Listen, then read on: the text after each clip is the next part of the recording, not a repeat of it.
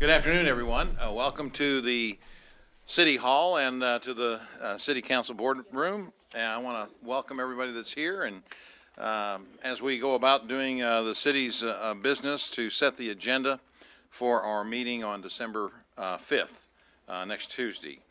We have a couple of presentations that we'd like to make before we get into a review of the agenda. Let me call on our City Manager, Bruce Moore, to tell us more about the Digital Government Transformation Award that we've received. Thank you, Mayor, members of the board. The city actually received this award earlier in the year from Director Wyrick's former department. So at this time, I'd like to ask Bob Sanders to come forward and talk a little bit about the award. Bob. Thank you, Mr. Mayor and Board of Directors. I'd like to talk to you a little bit about the award and who we are and give you some idea of why this is a prestigious and important award for the city. We put our first slide up, please. Thank you. And go to that second slide. And my name is Bob Sanders. I'm the general manager at an organization called the Information Network of Arkansas, and we provide online services for state and local governments here in the state. And we are actually part of an organization that is run by a governor-appointed board. So we have a 12-member board, actually one member short right now. We are actually members of a private organization that runs the contract on behalf of the board. So that governor-appointed board manages our operation. They approve our fees and everything that we do. Our mission is to expand access to government information and services for citizens and businesses in the state. And we actually have one of the largest portfolios of online services in the country right here in Arkansas. So you should be very proud of the state's position in providing electronic services to citizens. Take us to our next slide, please. This is our board of directors. You may recognize some of the folks on here. You see Jessica Jones, director of the Department of Information Systems. Amy Fetchers, the chief transformation officer. And we have members from the private sector and public sector. So directors of the Department of Finance, Workforce Services. Secretary of State Mark Martin is our board chair. And this year we put on the Arkansas Digital Government Transformation Awards for the first time. INA turned 20 this year. We began operation in 1997. This is actually my 20th year as well, because I've been with INA all that time. And we've never had an award ceremony to recognize the work of public servants in the state. There are national awards, but there's no award program that recognizes the work of our cities and counties and our state government. So we decided to celebrate our 20th anniversary by recognizing some of the accomplishments of our public servants. So we put on the Digital Government Transformation Awards, and the awards are divided into several categories, and they were chosen by different members of the board. So there were awards that recognized service to citizens, services to businesses, awards that recognized efficiencies, and there was one award that recognized innovation. And that one, if you'll go to the next slide, that one was chosen by DIS Director Jessica Jones. And that one was chosen from a set of 31 different applicants who submitted for an award this year. So for this being our first event, we were pretty proud to have that many submissions. But Jessica chose the winner out of those applicants, and the city was up against big agencies like Department of Human Services was a nominee and a finalist in that category. And I have to tell you, as an Arkansan, I'm very proud to have Little Rock be in such a small category of cities who's taken a lead in open data. There's not many government entities who have taken the plunge and made that such a priority. And for Little Rock to be the first government entity in the state, across state and local government, to do that, you should be very proud of, and we're very proud of as well. Next slide. So Melissa was there to accept the award for us, and this trophy was actually designed here in the state. This lumber comes from Arkansas Reclaim Lumber in Conway. It was designed at the Arkansas Innovation Hub by a local company that uses their technology there to design things. So we had it custom made. You can't see it, but the trophy actually lights up if you put a battery in it. So you can see it looks pretty cool with the flames back there. But I'd like to present the trophy to City Manager Bruce Moore for his leadership in making this a priority. Next slide, please.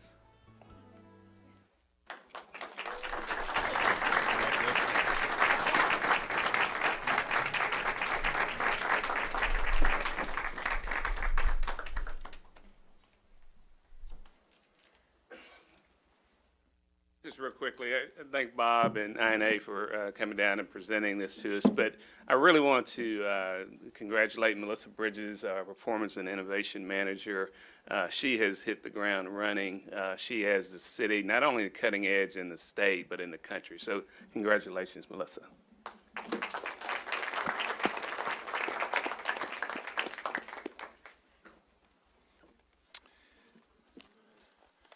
Okay, and thanks to INA for coming this afternoon.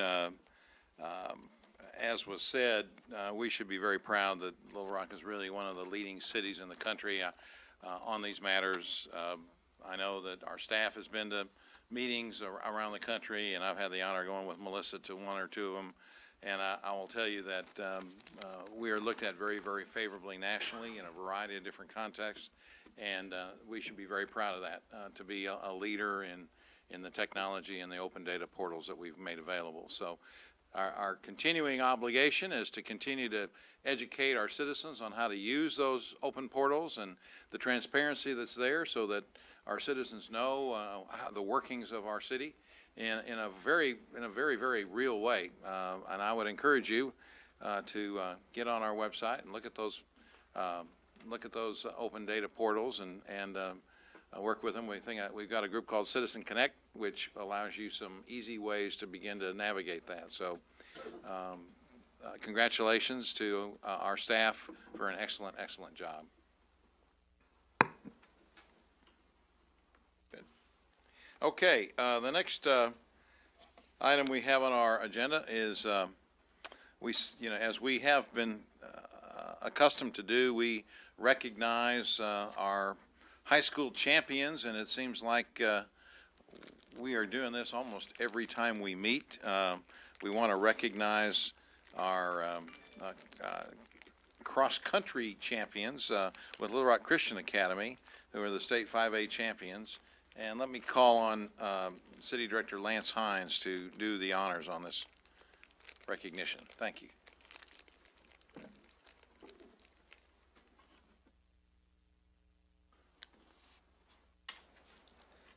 Thank you, Mayor, Vice Mayor, fellow board members, Bruce and Tom.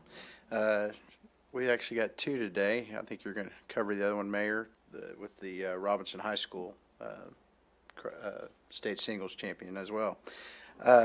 Little Rock Christian 5A girls cross-country state champions. On Friday, November 3rd, 2017 at Oaklawn, the Little Rock Christian Warriors captured the 5A girls cross-country championship. This is their sixth consecutive girls cross-country championship. The school's been competing in the Arkansas Activities Association fewer than 20 years. So this is an even more impressive accomplishment. They are the only school to achieve 6 consecutive girls cross-country championships since the Arkansas Activities Association went to 7 classifications. In cross-country, the top 5 running times from a team are added together to make the team's score. Little Rock Christian had 4 runners in the top 20, the only team to achieve this. The ladies are coached by Christy Nipper, who is in her 9th year at Little Rock Christian. The head of school is Dr. Gary Arnold. Dr. Justin Smith is the upper school president, and Johnny Watson is the athletic director. Coach Nipper, would you and your team come up and receive this trophy, this plaque, and I'll read it out to you. Congratulations. Thank you. Good to see you all again. So the plaque says, come on up, ladies. I know some of them are in my daughter's class at Little Rock Christian, so I know a few familiar faces. Mayor Mark Stodola, the City Board of Directors, and City Manager Bruce T. Moore congratulate the Little Rock Christian girls cross-country team, 5A girls state champions. In the quest for the championship, the players and coaches exemplified outstanding sportsmanship, participation, leadership, responsibility, and teamwork. Congratulations. I'm going to give this to you. Let you say a few words, and then girls, you get to come up and introduce yourself. And if you're a senior and you know where you're going to go to college, tell us that. If not, you can just tell us what year you are. Okay, group picture. I'll try to get everybody. Here you go.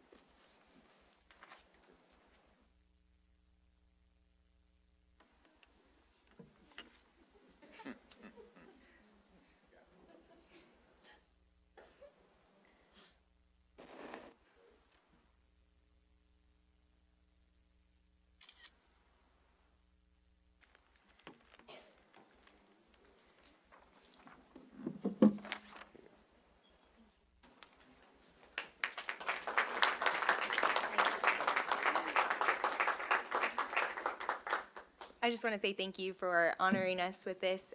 We appreciate your support, and we hope to be back again sometime. Very good. Congratulations to all. I'm Laura Lane Harkins. I'm a senior, and I will be attending the University of Missouri. I'm Grace Ann Dickey, and I'm a senior, and I will be attending the University of Arkansas.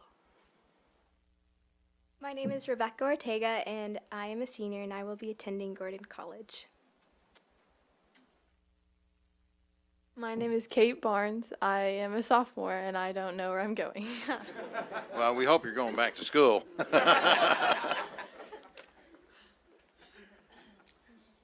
I'm Audrey Funk, and I'm a junior. I'm Allison Recius, and I'm a junior. I'm Brianna Graggs, and I'm a sophomore.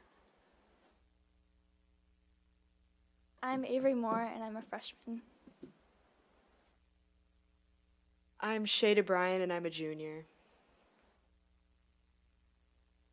I'm Adeline Gohagen, and I'm hoping to attend the United States Naval Academy. I'm Anna Parkinson, and I'm a junior.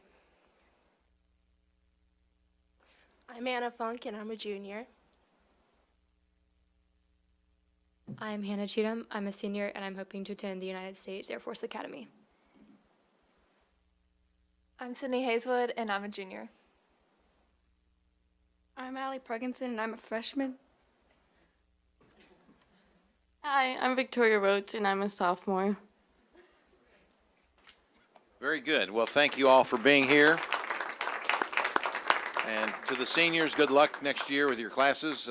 How many of you seniors are going to go out for cross-country at your colleges? Anybody? All right, good. Good luck to you. All right, we have one more. Do we have any parents in the audience, by the way? Okay, thank you, parents, for everything you've done to get your children ready to lead this city and other places around the country. I appreciate that. And Mayor, just want to recognize Dr. Arnold. He's head of school. He's here. There's Dr. as Arnold. well Very today. good. Thank you, Dr. Arnold, for being here. The next recognition is Joe T. Robinson High School, the tennis team for the 4A girls singles state championship. So, if you would, I will. Director Hines. All right. Mackenzie McCready of Robinson High School is the 4A girls tennis state singles champion. On October 17th in Russellville, Mackenzie McCready of Joe T. Robinson won the girls singles 4A state championship. You may remember that in November of 2016, the city of Little Rock annexed some land which included Robinson High School. While it remains a Pulaski County Special School District school, we are pleased to now have it within the Little Rock city limits. This makes Miss McCready the first state champion for Robinson to be recognized at Little Rock City Hall. This year is Robinson's 90th year, so we're pleased to be able to commemorate that anniversary by welcoming them here. In the state tournament, she defeated players from Harrisburg, Pottsville, Brookland, and Highland on her way to the championship. She won every match in 2 sets, and only once did a set have to go to 7 points. Mary Carolyn Bailey is the principal of Joe T. Robinson, Todd Escola is the athletic director, and Sean Conrad is the tennis coach. Well, Mackenzie, would you please come up and receive your plaque? Coach, come on up. So I'll read the plaque to you. Mayor Mark Stuttle, the City Board of Directors, and City Manager Bruce T. Moore congratulate Mackenzie McCready, Joe T. Robinson High School, 4A girls singles tennis state champion. In the quest for championship, the players and coaches exemplified outstanding sportsmanship, participation, leadership, responsibility, and teamwork. Congratulations. Here, we'll get a turn around here. We'll get a picture.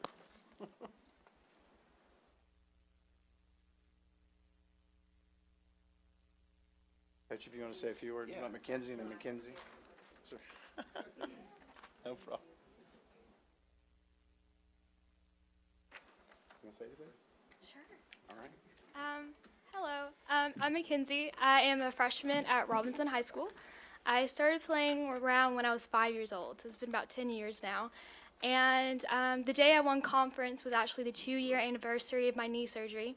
I tore the patella that holds the kneecap in place, and that was my first time actually coming back since I quit tournaments. So it made me feel so much better about myself that I could actually do something, and I can prove to myself that if I just work really hard and I can actually come together with myself, that I can do what I love, to do what I love. And it made me feel so much better, and that I can actually go on the court without dislocating my knee again.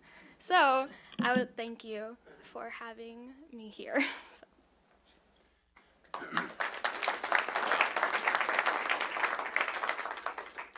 Mr. Mayor and the board, we really appreciate y'all having us here today. It means a lot to me as a teacher that you guys allow our students to come and see the civic side of life, even if it's not always civil. But I think it's great that we get to do this. I'm super proud that the best kept secret in Little Rock is now in the city limits, so we're no longer a secret. I'm very proud of everything we've got going on out at Joe T. Ms. Mary Carolyn Bailey is here, my principal, who holds everything together and is our backbone. And Mackenzie has taught us a lot. I mean, as a freshman, as she mentioned, coming off of 2 years out of tennis and a torn patella, she really, for me, embodies what a champion is. On the court, she wins games. She, on the occasion that she does lose, she loses with grace just as well as she wins.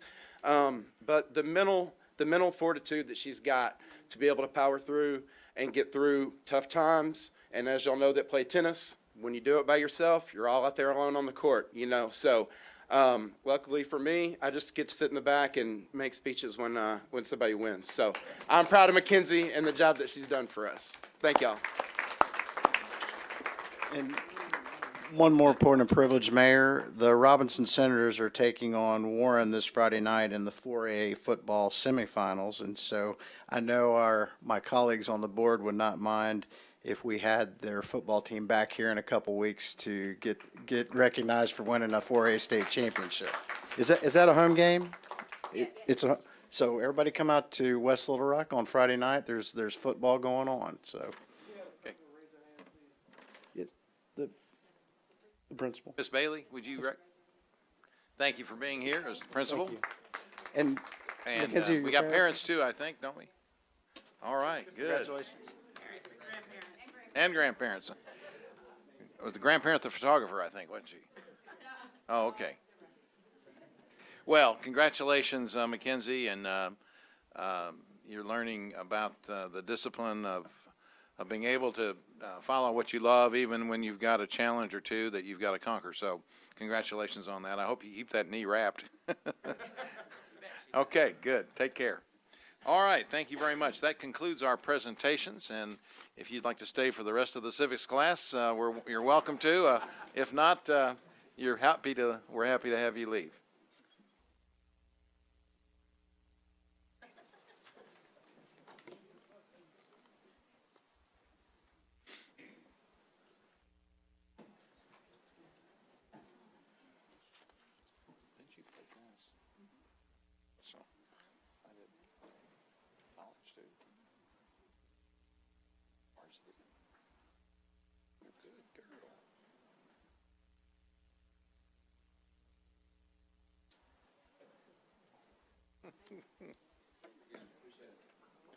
Okay, we can now move on to the consent agenda.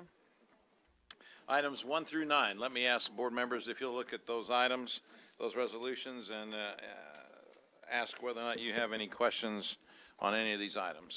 Vice Mayor Webb, I think you're first. Thank you. Thank you, Mr. Mayor. Just a request to hold item 2 separate. Item 2? All right.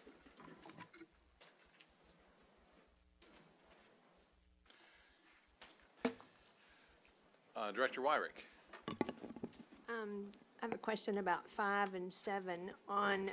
Mr. Moore, on item 5, I don't see an amount for that resolution. That's correct, Director Wyrick. This is what we do as we get ready to start going out. This just gives the staff the authority, but anything that we can't negotiate, we bring back to the board. So this is just permanent construction easements, right-of-way dedications, fee simple acquisitions. It's just something we've done at the beginning of every major acquisition just to give the staff the authority. But anything that we don't come to an agreement on obviously comes back to the board. Because there's money involved in it? Is that, Correct. John, let me ask you to, you're able to agree to things that you don't bring back, and I don't know about the money that's involved in it. sure, let me ask the Director of Public Works to come forward. John?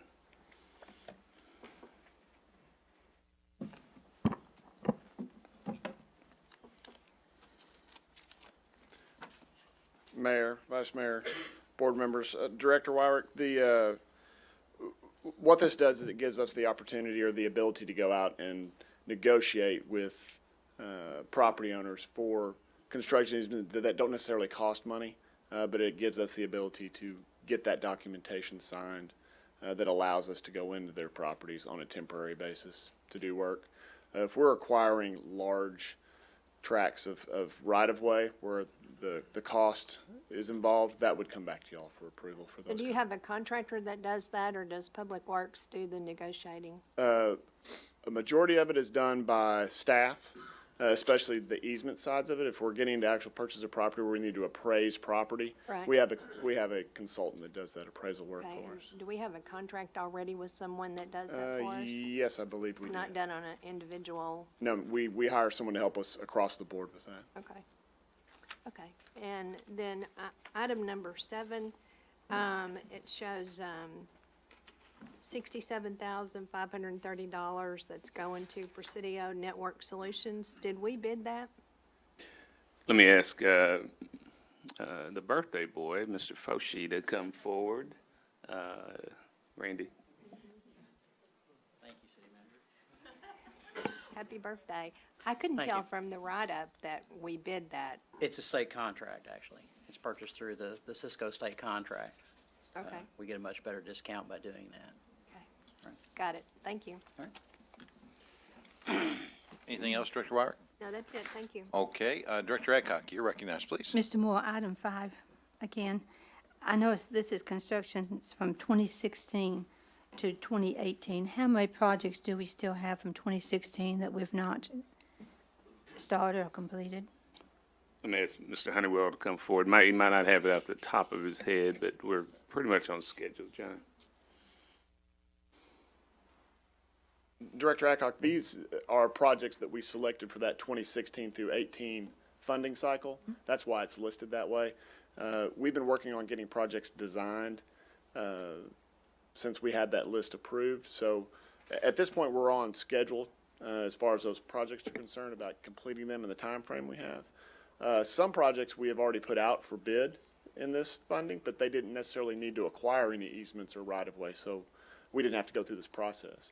We're now to the point on projects where we've got them designed, where we need to go out and acquire these easements. That's why you're seeing this at this time. So we're not behind on the whole list of 2016 to 2018? No, ma'am, we're not. Okay. And secondly, North Chico and got the overpass in Guyer Springs. Do you know the closing dates of those? Because they are moving so slow. I'll have to look at that and follow I up would with like you to on have a that. report on both of those, please. North Chico and Guyer Springs, the railroad overpass? The railroad overpass and North Chico on the construction of the streets and drainage. Okay, we'll do that. Thank you. You're welcome. Director Wright, you're recognized. Next, please. You can come back, Mr. Honeywell. My questions are related to item 5 as well. Can you tell me how many remaining projects that we have in Ward 6? I'll have to report that back to you. Okay.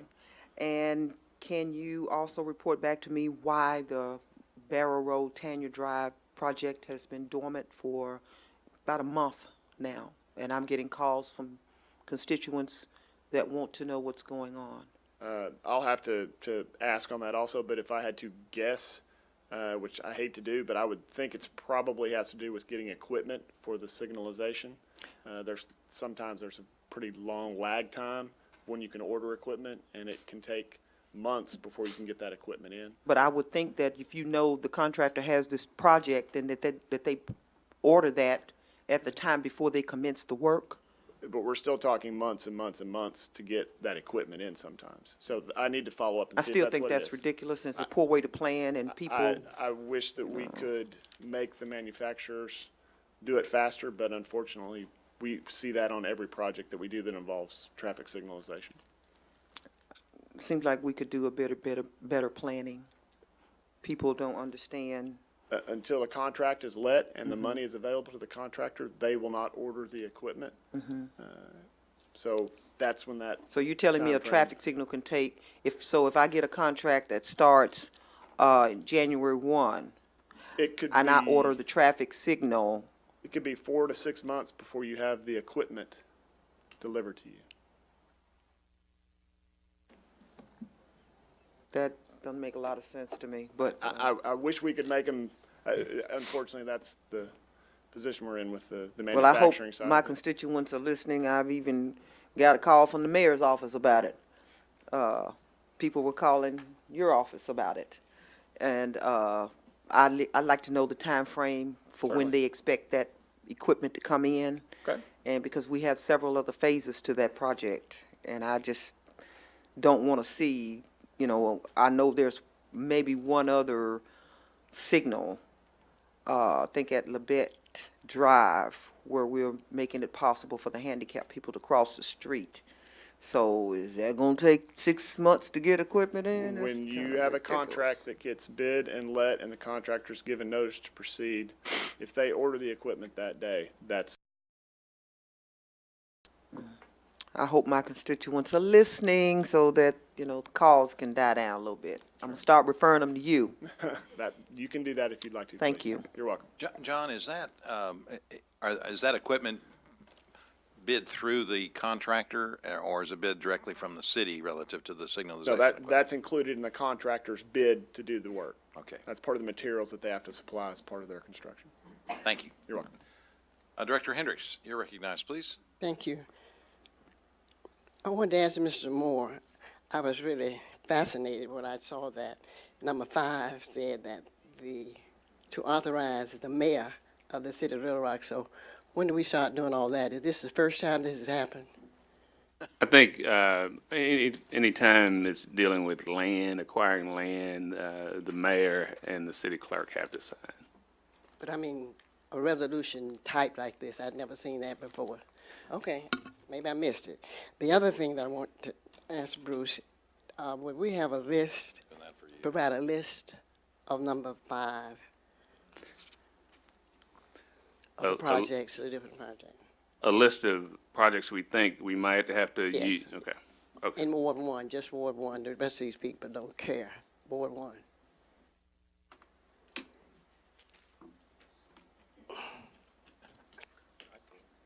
Director Hendricks, based on state statute, the conveyance of land for easements and deeds and dedications is to be signed by the mayor. That's why that's been done like that for years. Yeah, good.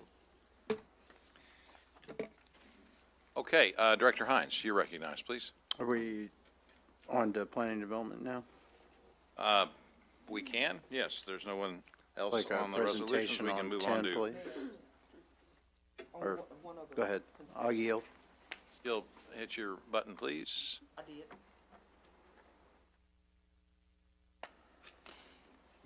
I'm red. There you go.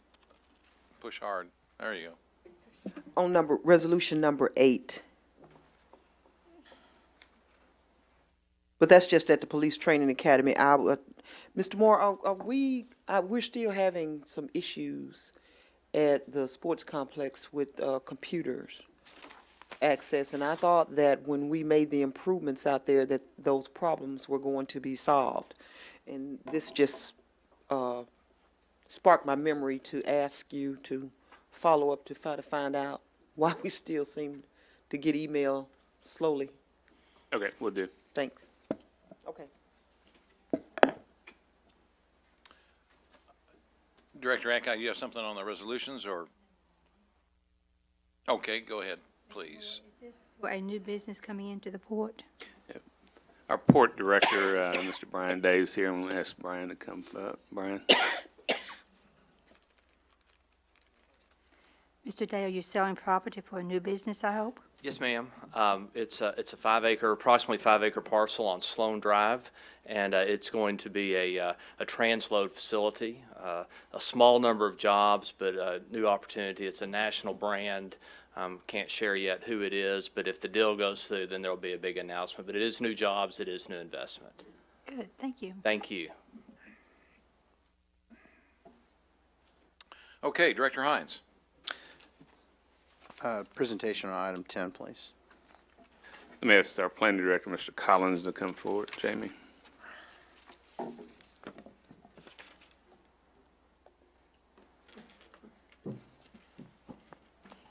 Mayor, Vice Mayor, members of the board, Director Hines, this property is located at 15,000 Cantrell Road, Highway 10. Scott, if you could bring up the sketch plan for it so they can kind of see it. It's in the Highway 10 Design Overlay District. What the applicant is requesting is the rezone of the property from R2 Single Family to a planned development commercial. The acreage is 1.53 acres on the lot. The design of the site plan, they meet all design guidelines for the overlay district except for the acreage.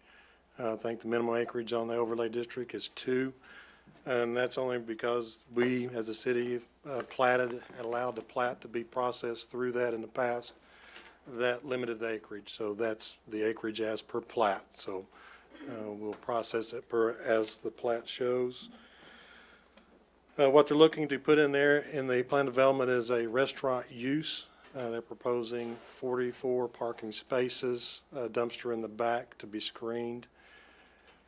Currently, our codes require only 38, so they meet that requirement. And then they have an order board. You see the order board right there in the back. They are going to propose to put in a screening or to match the ordinance to kind of soften the noise from the order board per our regulation. And they are to comply with all the landscape and the signing regulation per ordinance too. Went to the Planning Commission. Objectors were present. There were 5 that spoke against the development. They also presented to the commission 2 letters of support, and the commission voted 9-4, none against, 2 were absent.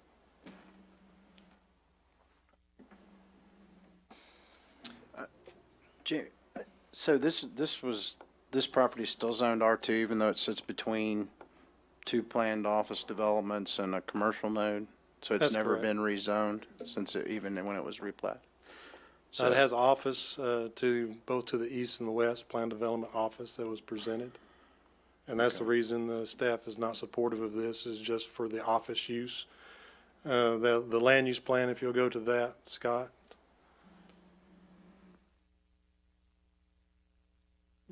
The current land use plan, as you see, calls for suburban office. For that. It goes to a mixed-use commercial right there to the west of it. And when it goes to Rummel Road, it starts going into larger single-family residential. Okay. So this followed on the rezoning, since it's less than 1.5 acre, it automatically goes into a planned zoning development per the DOD, correct? For the DOD, yes. And that was, like I was explaining, that was because of a platting process done prior to this, not from the applicant that platted the lots less than that 2 acre minimum. So did we not just approve last year on that western lot a building? I was under the impression that whole section was all going to be a doctor's office. But Yes, we did. The board approved a plan development office for a doctor or surgical facility there. to the west of that, right? To the But west not- of but that, not- yes. This parcel was not included. No, this parcel was not included in that. All right, thank you. Jamie, would you explain again what the staff's denial is based on? It's based on the current land use of suburban office, and that we feel that that's an office node, and they're wanting to go in with that restaurant use commercial, and it splits the office node. So what you have is, Scott, if you'll bring up the zoning map, you'll see the current zoning. of that property. To the west, you see you have a node of planned commercial development or planned development commercial over there on the west side. Then you have that planned office development, and then for nodal and planning analysis you're looking at, we would like that to be all office, planned development office, and we're going back in and they're proposing to put commercial in there, so you're breaking up a zoning node. So your commercial, your recommendation is commercial. The property to the east, it's a POD, what is that? That is an existing bank. The one on the south closer to Cantrell is a bank. The ones to the north, the two buildings to the north are a professional office. They are the two, I believe, that turned in letters of support, if I'm not mistaken. It was one of them that turned in letters of support. I have the two letters. It's dentistry. On the, I believe that's that property just to the east, on the left-hand side, on that northern property line is the dentistry building. So it is a physician or doctor's office type. So all of that, all the property adjacent to this piece of property is office? Is office. And it doesn't show it on the maps. That's why or it areas. violates the Highway 10 overlay plan. Yeah. And the original use of that property, it's R2, but in the past, before annexation, I think it was before they tore down the building, a photography studio, I think, was there a long time ago. And then just to the west of that, where it's called out that plan development office, where it just looks at the drive, that's vacant right now. The building's been torn down, I believe, around the 2006, 2009 time frame. But that was a professional office too, an engineer was housed in that building. So that node has been a professional office development for quite some time. So that is why we recommend denial, is just for the reason that we feel that needs to be professional office. Okay, there are other board members who wish to comment on this item. Director Adcock, on this item? Director Hines, on this item?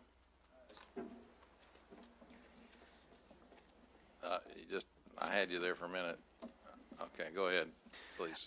Jamie, I think there's a new neighborhood going in on the north. Has anybody talked to the developer that's putting in that neighborhood? Was there any objections from him on that single-family neighborhood? Does it come down, does it come this far west? It does not come this far west, and that's the Okay. village at Oswald Creek. Went in, and I haven't received any emails or calls from the developer on that. All right, thank you.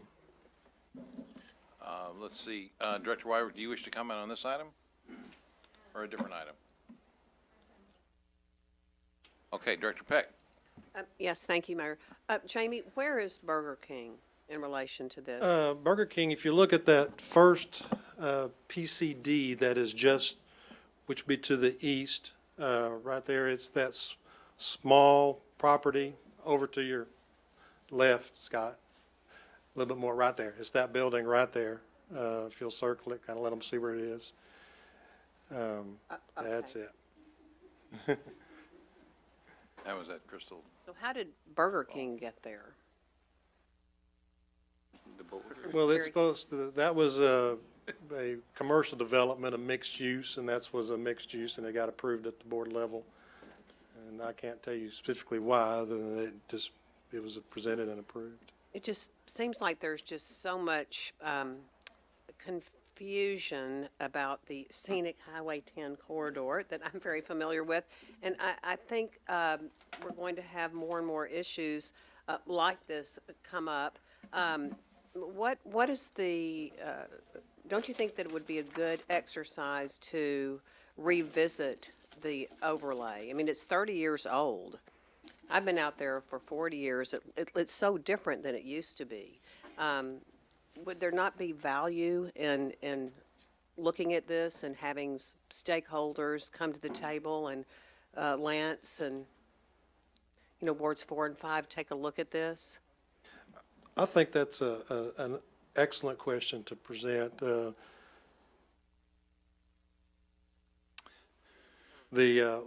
thing is we have to look and see how much of the overlay has actually been developed out. because when you present a plan, you want to see how the plan is coming into play. What is being developed out there, because sometimes it changes. And we do look at the land use, every so often we come back before the board with the change of the land use through there.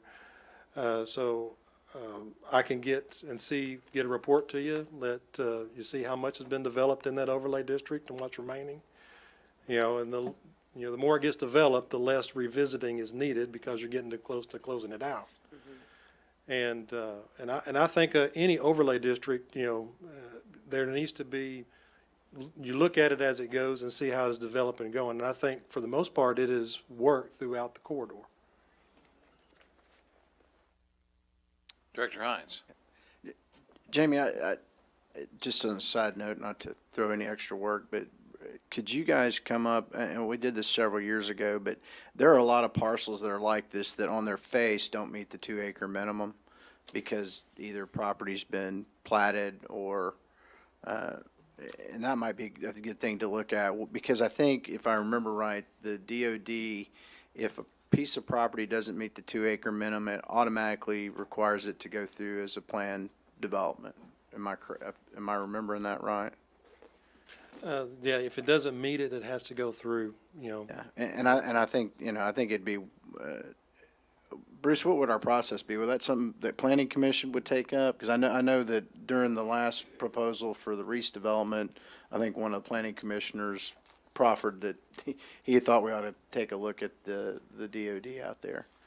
And I think what we'll do is sort of prepare sort of an overall report that shows, and we did this, you're right, a few years ago to say, all right, here are the properties that don't meet the requirement. And so we can do that, and I think that can be the impetus for us to continue that dialogue. Okay, thank you. And I will give a little bit of texture to this. When the Highway 10 plan was initially drafted and approved, and I've heard Tony and others say, well, we're not sure where this 2-acre minimum came from. The whole purpose of the 2-acre minimum was to minimize the number of out parcels that were going to be created and developed along here because of the unique scenic nature of Highway 10. And I happened to be the city attorney at the time and was quite involved in the process and the drafting of this. And that was the purpose of it. Now, that was a long time ago, and, boards previous to this have obviously come forward with, and developers have come forward, and the plan has not always been adhered to as it relates to those. In fact, in many instances, has not been adhered to in terms of that 2-acre minimum. But the original intent of it was to try and limit the number of ingresses and egresses and out parcels that were going to be developed on tracts of land based on the land use plan. So, what? Go ahead. I think it's very interesting that this is a state highway, and I think going back to my younger days, I can remember when Walton Heights was put in, and once you passed Walton Heights, it was a 2-lane state rural highway that was very scenic. With the plans I've seen from the highway department and how wide that stretch has become, and the fact that the highway department wants to pave it even wider, I don't know that the scenic characteristics that were there 35, 40 years ago, or some of them are certainly still there, but I would say that the highway department has because of the growth out there, I don't know that, I think the envision was something more like Chenal Parkway where you had a median, and the state highway doesn't like to maintain medians like that, so that's why we have quite a few lanes across there. So that might be something we need to address too. Thanks. That's true. And of course, there were several elements to that Highway 10 plan dealing with monument signs and dealing with the number of ingresses and egresses that you had onto the highway. A variety of issues like that, setbacks, berms, and things like that were all part of the idea of trying to keep a scenic corridor as opposed to what at that time people were comparing it or not wanting it to be compared to Rodney Parham. And so that was really the rationale behind a lot of those kinds of requirements that were put on the Highway 10 plan, including the commercial node concept. where you had commercial nodes, and in between those commercial nodes, you had transitional uses. So, but that's obviously evolved substantially in the last 20 years. Okay, thank you, Mr. Moore. If you're going to give us kind of an update on that and how many more parcels are still remain to be developed, that will be good. We can now, okay, any other items? We've done item 10, item 11. Director Adcock? Presentation on 11. A presentation on 11. Is that a staff presentation, or is this? Staff presentation. Or Mr. Moore presentation. Well, I think, I mean, we can talk about what the resolution does, but I don't know if the sponsor wants to say something first, or John can explain. This is the resolution that the Vice Mayor added at the end of last meeting to fit your requirements for the 2-week notice. So, John, if you want to come up and just say what the. We are getting emails on this asking us to vote for or vote against this, and I'd like to know what they're asking me to vote for or against. Let me call on Vice Mayor Webb, since it's a sponsored, director-sponsored resolution, and then if there's any additional staff comment, we can go ahead and take it then. Thank you, Mr. Mayor. And I don't want to leave others out who also had requests from constituents to have something like this brought forward. Basically, it's in support of the Metro Plan position that Tab Townsell took in response to what Scott Bennett said about holding up plans for other projects in central Arkansas. It's not a position per se for or against 30 Crossing. It's a position to say that there's no reason to stop any other planning with other plans right now. Metro Plan doesn't need to make a change right now to their long-range planning with an environmental review still out there and 2 public comment periods coming up before the end of the year. So it's basically threatening us on holding up other projects isn't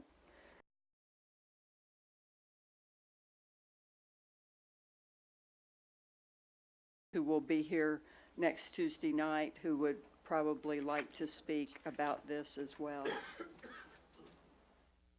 So this is telling the Highway Department that we don't want to do it their way, we want to do it Metro Plan's way, correct?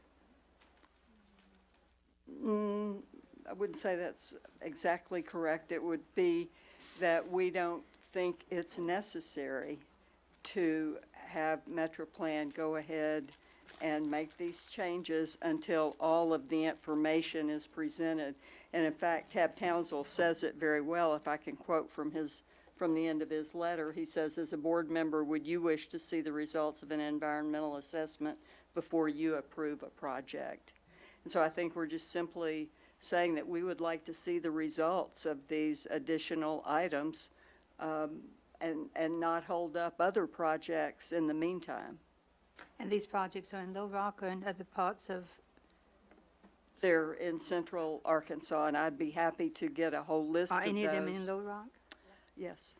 Which one? And I don't have that list in front of me, but it's on the website, and I can send you a link when we finish the meeting. Okay, and I'd like to hear Mr. Honeywell's thoughts on it. Well, John and I have talked, I don't mind him come up, but I think the resolution says exactly, summarized by the Vice Mayor. We have a city project that's included on the list. And I understand Metro Plan and the Highway Department are working together to try to resolve this sort of impasse. But I think the way the Vice Mayor described it, that's exactly the way I would describe it, is that it's saying go ahead and release the dollars for the other projects and while we're working this other piece out. And Metro Plan wants them go ahead and release them, and the state doesn't want to release them? I'm gonna ask the mayor who sits on the Metro Plan Board. Well, I think I'm trying to find out, are there two sides to this thing, and what side are we taking? I don't know if there's any side, I don't know if there's any sides to it. I don't know that there's any sides to it. I mean, there's been a discussion, the highway department, has the unilateral, authority to decide to, suspend the, projects until the tip is consistent with the STIP, and that's their position on it. I think I think there'll be a resolution of it. From what I have had a discussion with Tab Townsend and with the highway department, I believe that the environmental information is going to be out somewhere in December.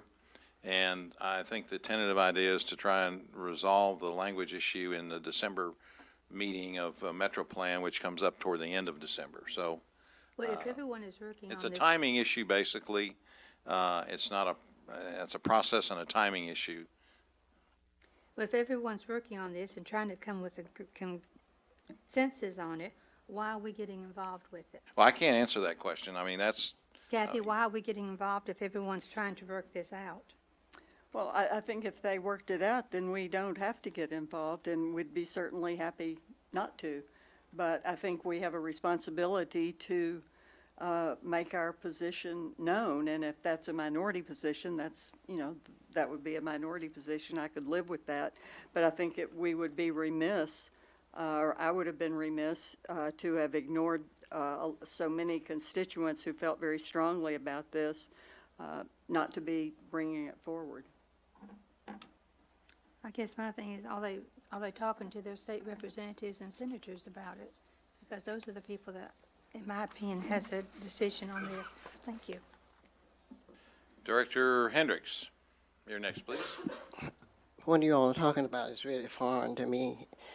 I know what's going on, I read the paper, but is this a decision that we make for the highway department?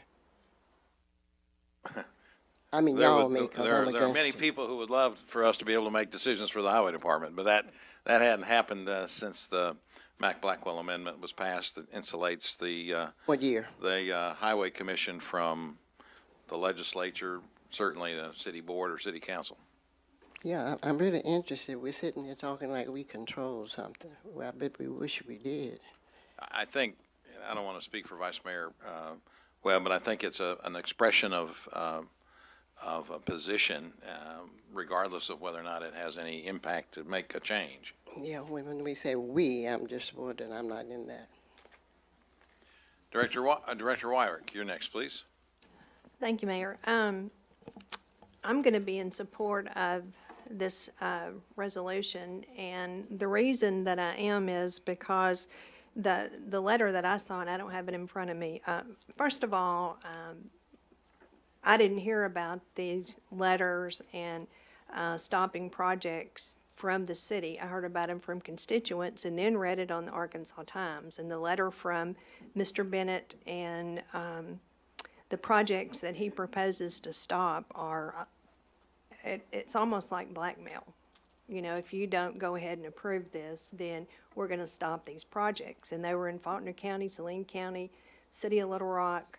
They were all over the central part of the area. I just feel like that we need to send a message to him that we need to go through with the environmental assessments, the public hearings, and those things that are necessary for us to review what's going to happen with the 30 crossing project. So I don't know what kind of impact we have with the highway department. They seem to make their own decisions, but to not try to take a stand on this and tell them how we feel about the outcome, I think is wrong. I think we need to tell them that we need to continue on with the public comments, we need the hearings, we need to do the environmental assessments, and they're so close to being, I mean, they're coming in December. Why would they send a letter in November saying they're going to stop these projects if we don't move forward? So that's my concern with it. Director Hines, you're recognized, please.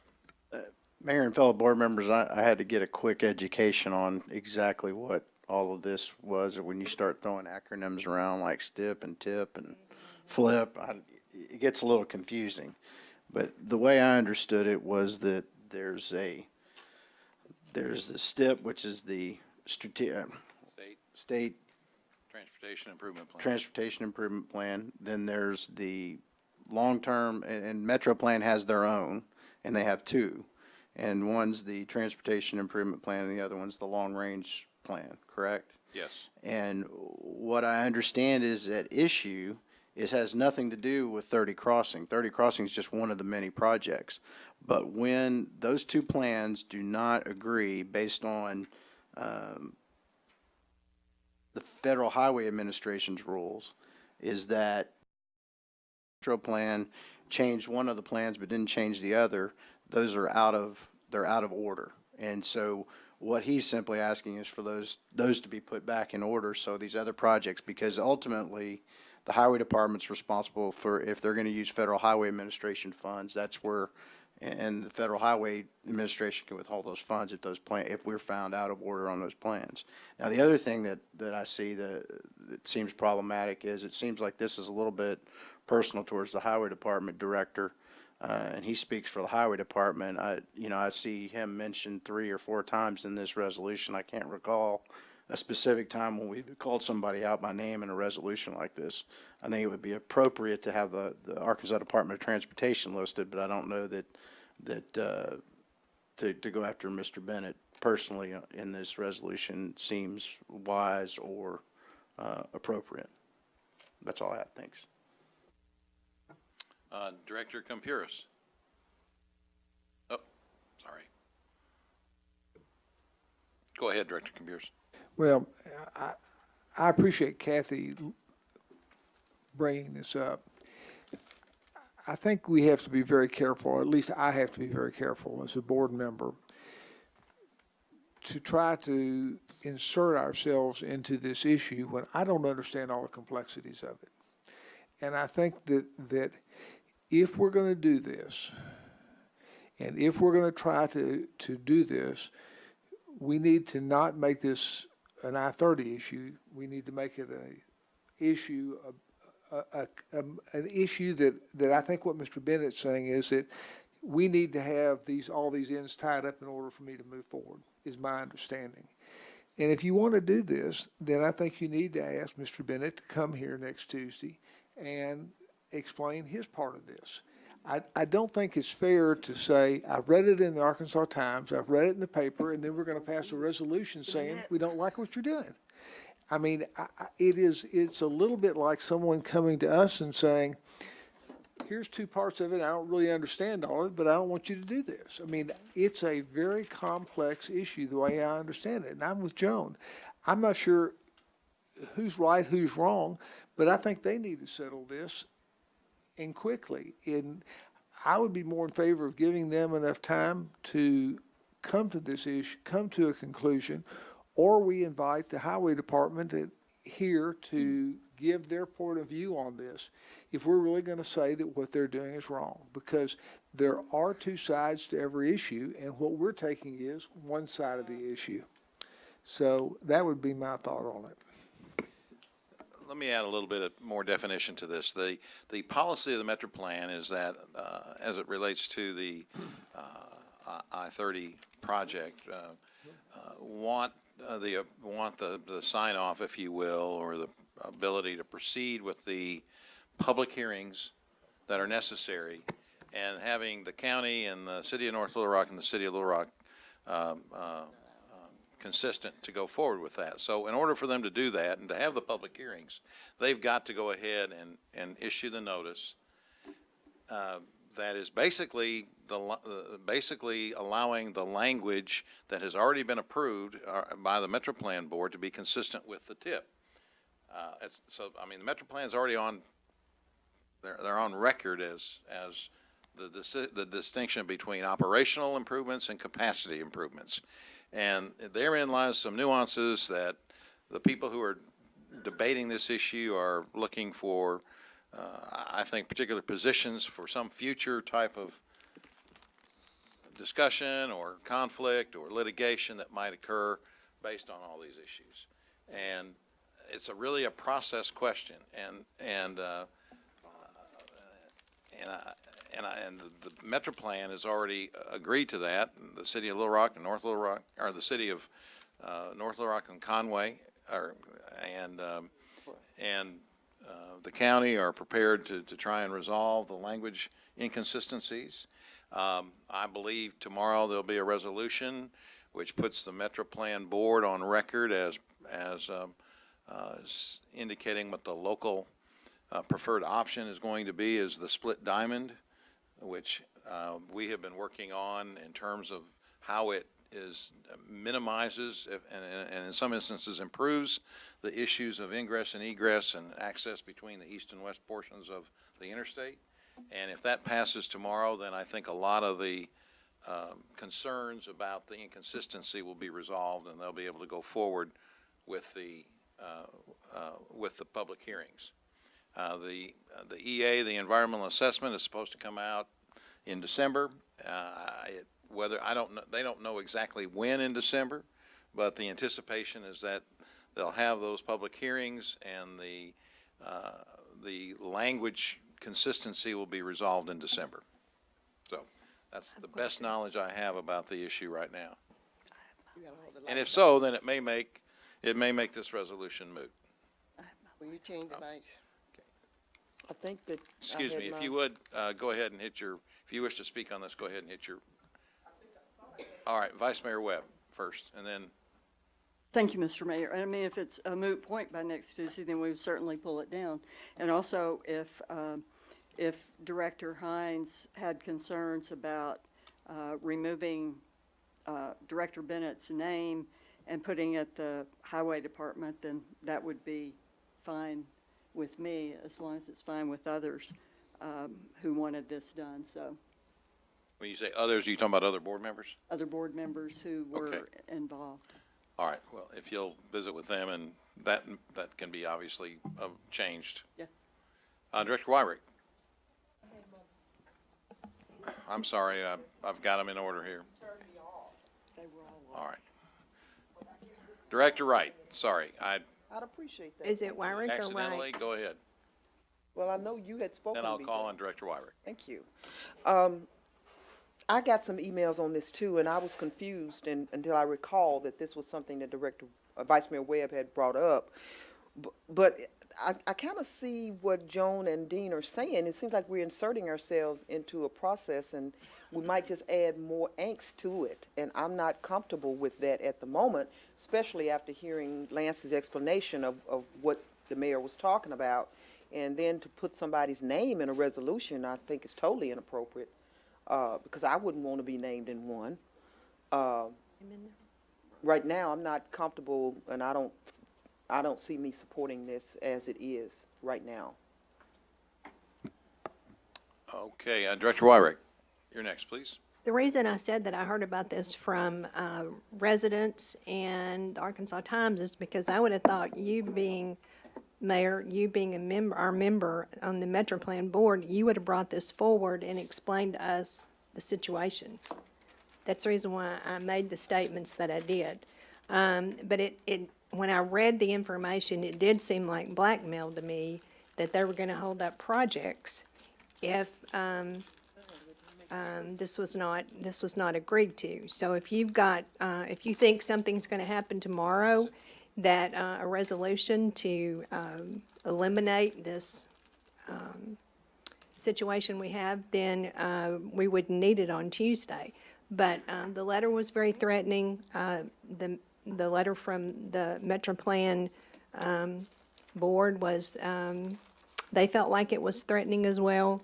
And so without the benefit of conversation from our member on Metro Plan, then I felt like that this was important for us to move forward. Two things.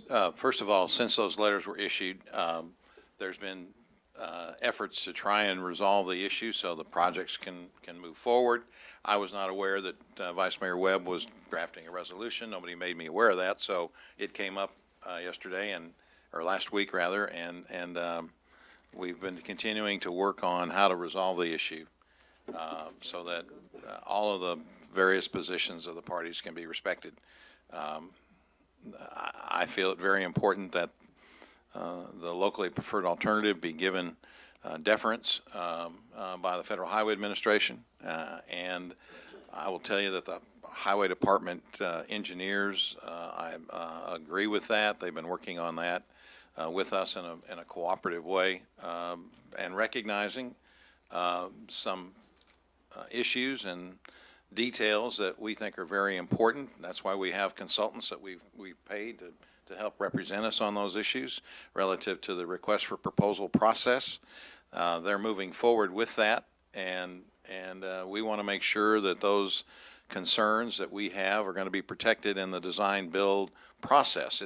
If they're not in there, then the builder is free to figure out how to get it done with a not to exceed dollar amount. And we want to make sure that there are certain issues that are respected relative to the not only ingress and egress of vehicles, but the pedestrian access issues, the whole issue of being able to make sure that we do everything we can to keep connectivity between the east and west portions of the city as it relates to the downtown area. And so that's what the split diamond is all about. And I think the resolution, if it passes tomorrow, will resolve a lot of those concerns that we've got. And if that's the case, then hopefully we can move forward. And, you know, the reasonable minds disagree about whether or not the Highway Department has the authority or not the authority to suspend activity on that. And I think part of my job as mayor is to try and see what we can do to resolve issues and try and get these other projects moved forward. I think there's a south part of the city too that has concerns about that as well as the east and west. So I live in the south part of the city. I certainly would agree. It covers 6.7 miles from the intersection of 30 and 440 all the way up to Interstate 40. So every piece of that property is affected. The point I was making is that there are other projects that the city has, that the Highway Department is doing, that are also impacted by this. And I thought that's what you were referencing, was not just I-30, but other projects that we've got on the books that are important to that. Exactly. Thank you. You're welcome. Director Hendricks, did you wish to comment? All right, go ahead, please. The thing I want to ask, are we expected to sign this resolution or whatever you're talking about next week? Or is this just a forethought? Well, it's on the agenda right now, and so we'll see whether or not the sponsors wish to keep it on there or not. Well, I just want to let you know, if it does, I will not sign it. I take it that means you won't vote for it, so very good. Okay, that should.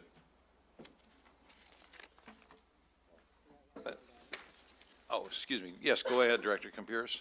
If this does go forward, then I would suggest that we get somebody here to present the other side of this issue so that we're obviously talking about facts rather than what our feelings are about two letters. It's a dangerous position to be in, to have an assumption that you know everything from two letters. And that is a complex issue that's been going on for 4 years. And I think that sometimes we make decisions that sound good on the surface without knowing all the facts, and the facts may verify exactly what Kathy wants to do, and they may come back and say that there are other ameliorating factors that we ought to let you and your board consider. So if it moves forward and there's not a resolution, then I would suggest we invite someone here to present the other side. That's a good point. It is very complex. No, there's no question about that. So let's see what happens tomorrow and whether or not where the Highway Department is after that. Director Hendricks. Excuse me, I thought no, I'm to speak after you finish the oral agenda, whatever you got to do. I got time. Well, we're gonna now go ahead and myself and Bruce are gonna present the budget, the 2018 budget for discussion. Okay, at the very end, I need to say something. Director Wright? I think I can maybe add my comment after your presentation, but it is to do with a process that I'd like the staff to, Mr. Moore, to look at with regards to getting something done on Bowman Road. I feel like I've been talking about this for a while, and I don't feel like it's getting any traction. And I just want to, I think I asked previously for some type of plan for how we could move forward in getting something done with Bowman. And I don't know. Believe me, it's a topic that we talk about a lot at the staff level and at the board level. And so we're working on a document that will help spell some of that out and really come up with some cost estimates. And we're going to do that by phases, because when you hear $18 million, you're like, whoa. So that's the next document, and I should have that probably next week or so. And but we are continuing to talk about how we can fix this problem. Okay, well, I'd appreciate that, and I know my constituents that live and impacted by that corridor would like to see some type of operational plan for how we're going to do something, because to my knowledge, we don't have anything. I've heard 18 million to 22 million, and it's just an impossible figure. So if you are preparing that, I'd appreciate that effort. Thank you.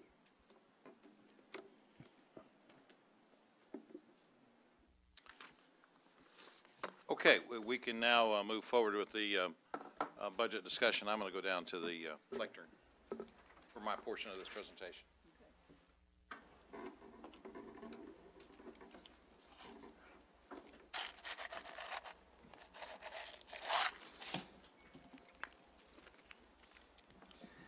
Does anybody need a hard copy that didn't?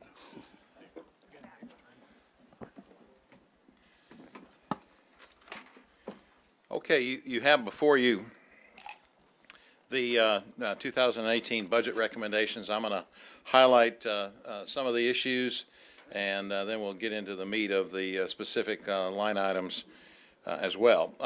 First of all, you should know that this budget, our amended 2017 budget is at $206,700,000 in change, and this budget proposes $208,963, which is a small but important $2.26 million difference, and largely that's made up on the issue of personnel percentages in terms of our employees, in terms of their salaries. And I'll let Bruce detail that for you more specifically, but that is a very small increase over this year's existing amended budget. And what it does is it continues to provide for the increased funding and staffing for the services and programs that we approved in our 5-cent operating sales tax commitment that the Sync Committee has been working on and looks at quarterly. We are continuing to aggressively fill these police department vacant uniform positions and the call taker positions in 911 with new recruiting and testing procedures, which you're familiar with, that we've been previously briefed on. I'll tell you that so far this year, we currently have 81 police officer positions that have been hired. We've got several of those that are currently in school, but there are a total of 81 on the payroll as of today. We obviously are filling the code enforcement, animal services, and parks and recreation and zoo positions that were also recognized and requested through that 5/8 cent operating tax commitment.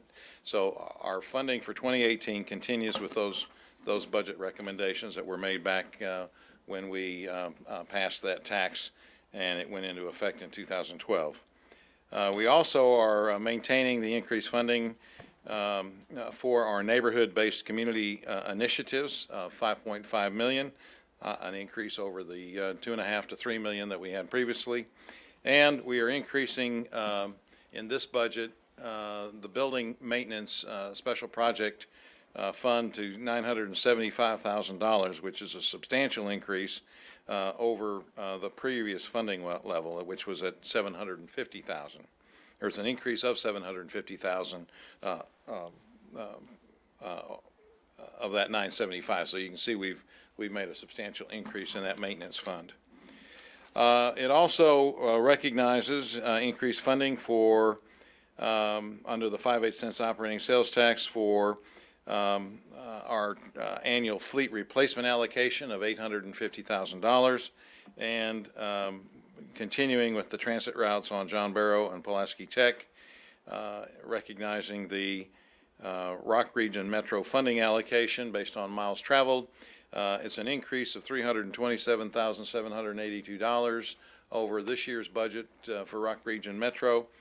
That allocation, as will be identified here more specifically, is a commitment of $9.1 million to Rock Region Metro for our transit system. It continues our funding participation with the Pulaski County on the operation of the regional jail at almost $2 million. We have an increased funding for weed lot maintenance that is substantial. It's up to I believe $500,000 on weed lot maintenance from $330,000. We continue with the funding program that we adopted earlier this year for police recruitment and in enhancing our police recruitment activities. And we are continuing, obviously, with our board and secure funding for residential buildings. We have $50,000 allocated there, and of course, we also are allocating $250,000 for demolition. We continue with the grant match funding for our salaries, uniforms, and equipment for the COP officers that we are committed to, and it maintains the funding for our Homeless Day Resource Center, Jericho Way, in partnership with North Little Rock at $375,000. Importantly, this budget, when you look at that increase of $2 million, much of that is tied up in the 6 traffic safety officer positions that are being added to the police department, as well as the telephone reporting unit to the police department. And it also anticipates the continued funding of our police recruit incentive program. The budget, and I'm pleased to say, I believe, as we've been making great progress with our unions, our FOP and the IAFF, and it provides for funding for salary increases and step and grade progressions within those departments.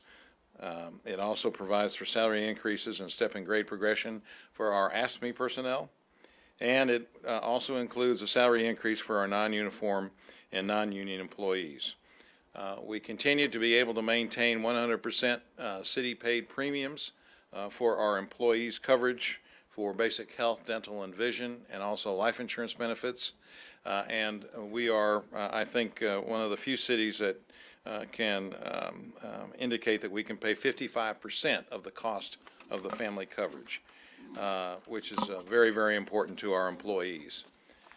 With that said, I'm going to turn over the presentation to Mr. Moore, who will highlight how we are coming up with our $208 million budget in terms of general fund revenues and our proposed expenses. Yes, go ahead. Can we get,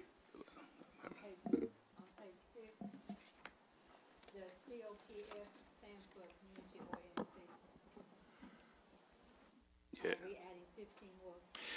We're not adding 15 more. We committed to the 15 in the 2012 budget. COPS grant. So we're not adding 15. Yeah. Well, we don't, but we're funding those police recruits. Bruce, do you want to elaborate a little bit on? Sure. I mean, the 15 were the the- authorized number. And I think you heard the chief say this, and I've said this, and I think you all too. Our number one priority has to be patrol. So we have had to reduce COP, but the Chief Buckner will tell you it's his number one priority once these positions start getting filled to get COP back to where it was, and even maybe increase it. Conceptually, I truly believe in it. I know the chief does. So we're definitely going in that direction by filling these vacancies. Okay, does this mean that we're paying 15 of our officers to be COP officers that are not COP officers? No, it doesn't. We got a COPS grant that enabled us to hire 15 additional officers, but they can be utilized in any fashion. Okay, so COP cops is not COP officers. Correct. Okay, thank you. Are there any other questions? Okay, Mr. Moore? Oh, Yes, thank you, Vice Mayor. Mayor, back to Jones' point or Jones' question. With respect, because I said your number one priority is to fill patrol positions. Is that correct? Correct. And it seems to me like, and I gave some research a couple of weeks ago that bears this out, but it seems to me like we went to mandatory overtime. We're having multiple cars at one police stop. And I think the chief mentioned that night that, 6 or 7 cars in some cases. And I've had calls from constituents, calls from business owners. And I think initially the response to that question was that we don't know what kind of calls are going to be, what's going to happen. There had been one case where I saw a 170-year-old man and his wife in a car and police officers there for 20 minutes. 20 minutes. And one of the reasons why we said we can't solve homicides is we don't have improved community relationships when there's ample data, ample research that suggests this kind of policing strains neighborhood relationships. It increases the number of DWBs. It increases the number of distrust, the amount of distrust in the community. So when we're talking about patrol, are we talking about with respect to the mandatory overtime, or we're just talking about additional positions, ma'am? And back to Jones' point about COPP officers, which we don't necessarily have, I think, in the sense that we had it some 25 years ago, for those of us who are around here.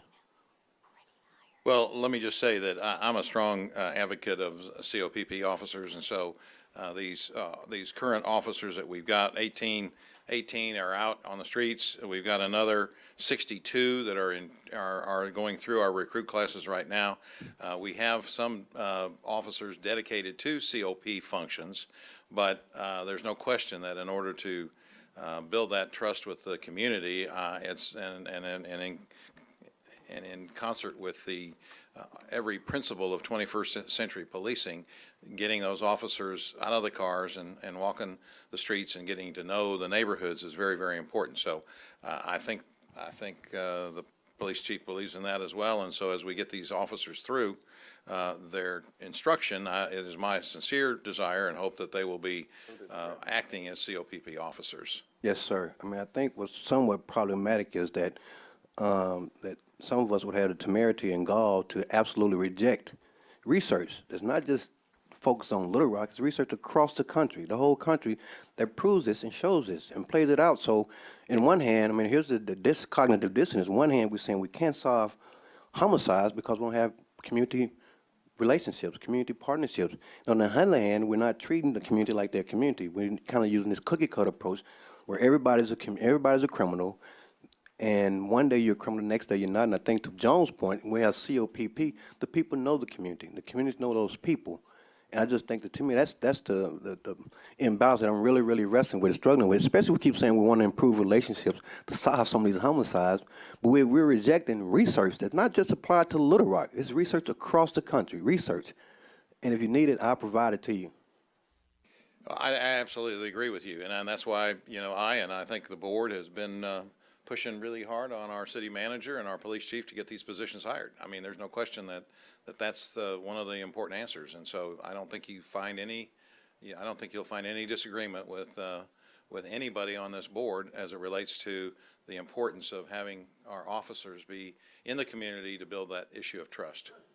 Thank you, Mayor. All right. Question, we've got the general fund expenditures by category, and then we've got the general fund expenditures by department. And I might have missed it, but do we have the general funds by category within each department? And if not, could we get that? Vice Mayor, we do provide that after we get through this presentation. So that will be a very detailed version by department Right. coming. Great, thank you. Director Wyrick. Thank you, Vice Mayor. My question is on page 7, and it says we're going to add 6 traffic safety officers to the police department, and I thought we were talking about 12. At one time, we were talking about 12. The budget provides for 6 based on funding issues as well as, I think, an assessment about the fact that these are going to be non-injury type of call-outs. And I think there's been some revision by the police department on how many are needed. Okay, so we don't need 12, we need 6. Well, Mr. Moore, if you Sure. want to get to the specific of the I difference thought in our between the budget two. hearing that it was 12, and that we'd already hired the 12, and that they were retired police officers. Did I misunderstand that? Yes, ma'am. I think we said we had started the process, and we had some interest from retired police officers, which we felt was good. As you will see, there were some decreases in overall operational budgets in order to accommodate our public safety critical issues. I asked the chief and his staff to look at the traffic safety officer program, and what's really remarkable when you look at it is that we don't really have major issues during the first shift. It's that 3 to 11, and it's mainly out in the northwest precinct. So that's where we're going to really focus our resources initially, but they'll be able to move as needed also when there are issues. So we're sending 6 traffic safety officers to Northwest. No, ma'am. They'll all be headquartered out of the headquarters operation. But my point is we were able to reduce, when you look at just the sheer number of accidents, very low in the morning, it's at 3 to 11. That's a real high number. So they'll be citywide. Citywide, okay. And then what is this telephone reporting unit to the police department? I don't remember that. We approved that as well. We talked about that. That was our police cadet. We're taking uniform officers and we're finding people that we can put in that are civilians, but hopefully will be recruited to come in to be police officers as they mature. Okay, I remember that now. Thank you. This may be premature, Bruce, you may be going into it when you get into the hard numbers, but I did some quick math, and it looks like there's a substantial increase over previous budgets in overall public safety, and I'd like to see aggregate how much percentage I'm gonna of show our that to total you. budget, when you put everything that's involved in public safety together, not just the direct fire and police budget, how much of our 200 million is in public safety? We can do that, yes. Mr. Moore, Mayor, I'm sorry. My question is on page 4. It said that we're continuing the funding for transit routes serving John Barrow and Pulaski Tech. But I saw information where the routes were being decreased by Rock Region Metro. And so now I'm seeing that we're increasing their funding, but they decreased the routes. So that's unacceptable to me. Well, I need there's an more explanation. because of the increased, the budget for Rock Region Metro is based on miles traveled. So overall, there are being more miles added to the system now. But where are they going? I think Mr. Moore and Ms. Lenahan serve on the Rock Region Metro Board, so I think they're probably the best to answer that question. Sure, and one of the things, and we're going to get to just about all the questions here in just a second, but one of the things we went back and checked to make sure, because this is dedicated funding from the sales tax, so there weren't any major changes to either routes. There might have been some tweaking but they were well received when they had their public hearings. But there were no major changes to those two routes. Yeah, but the people riding the bus weren't at the public hearing. I mean, they try to make it very friendly for those who ride the bus, not do them in the middle of the day and so forth. But Well, I'm not satisfied with that, and at this point, I'm not supportive of this budget with what I know at this point. So what you gotta tell me is explain that route, what the decrease is, because I'm not supporting giving them a dime more money. Okay. Thank you. It's the same issue on Metro. Do you all, what about the riders on those buses? I live on a bus line. Nobody's riding those buses in large numbers. So why are we increasing this? And you can't argue with me because I see those buses every minute of the day. so Even downtown, they're empty. So Sure. where's the money coming from and why? Are we trying to satisfy somebody? Who can answer that? Bruce, can you answer that? sure. I The- don't want you to hurt yourself. The biggest increase in Rock Region's cost is about $350,000 worth of personnel costs, and those include, they have contracts with their union, so they're honoring those contracts, negotiated contracts with their employees. But the majority of the cost is really in local bus service, very limited. There's some increase in link services and the $6,000 increase in the streetcar service. So these are really all focused on the transit service and getting people from home to their job. But getting people, one or two, and then spending all this money we're talking about, that's a different ballgame. Well, we can provide you the numbers by route in Little Rock. They don't tell me anything, but I see, Okay. even downtown. It's ridiculous that we keep funding this. Maybe we need to cut back or something, but something needs to be done about that budget. Do you all see buses full? You don't even see them half full. You don't see them fourth full. People are driving cars. We just Well, not a town. but one, okay, we're gonna get to that. So. Yeah, thank you. Moore, I had mentioned to you an issue that I'm having at 36 and Roman with needing to get some kids to the community center. About 400 kids live there, and if they've tweaked this route, they're reducing. How are you going to get that addressed? Sure. You raised it with me a little while ago, and we're sitting down working on that with the Rock Region staff. Plus, I got areas where people are standing and without shade covers, and I've put in requests for that. They never respond. At least I don't get the response. Well, I'm not sure which one you're referring to, but we'll 36 follow. and across from the cottages, people standing out there. Okay. The handicapped people standing out there are sitting in wheelchairs without any kind of covering or anything. So, I mean, I'm not a Rock Region Metro fan. I've made that quite clear over the years, so I don't care if they're offended. I'm offended.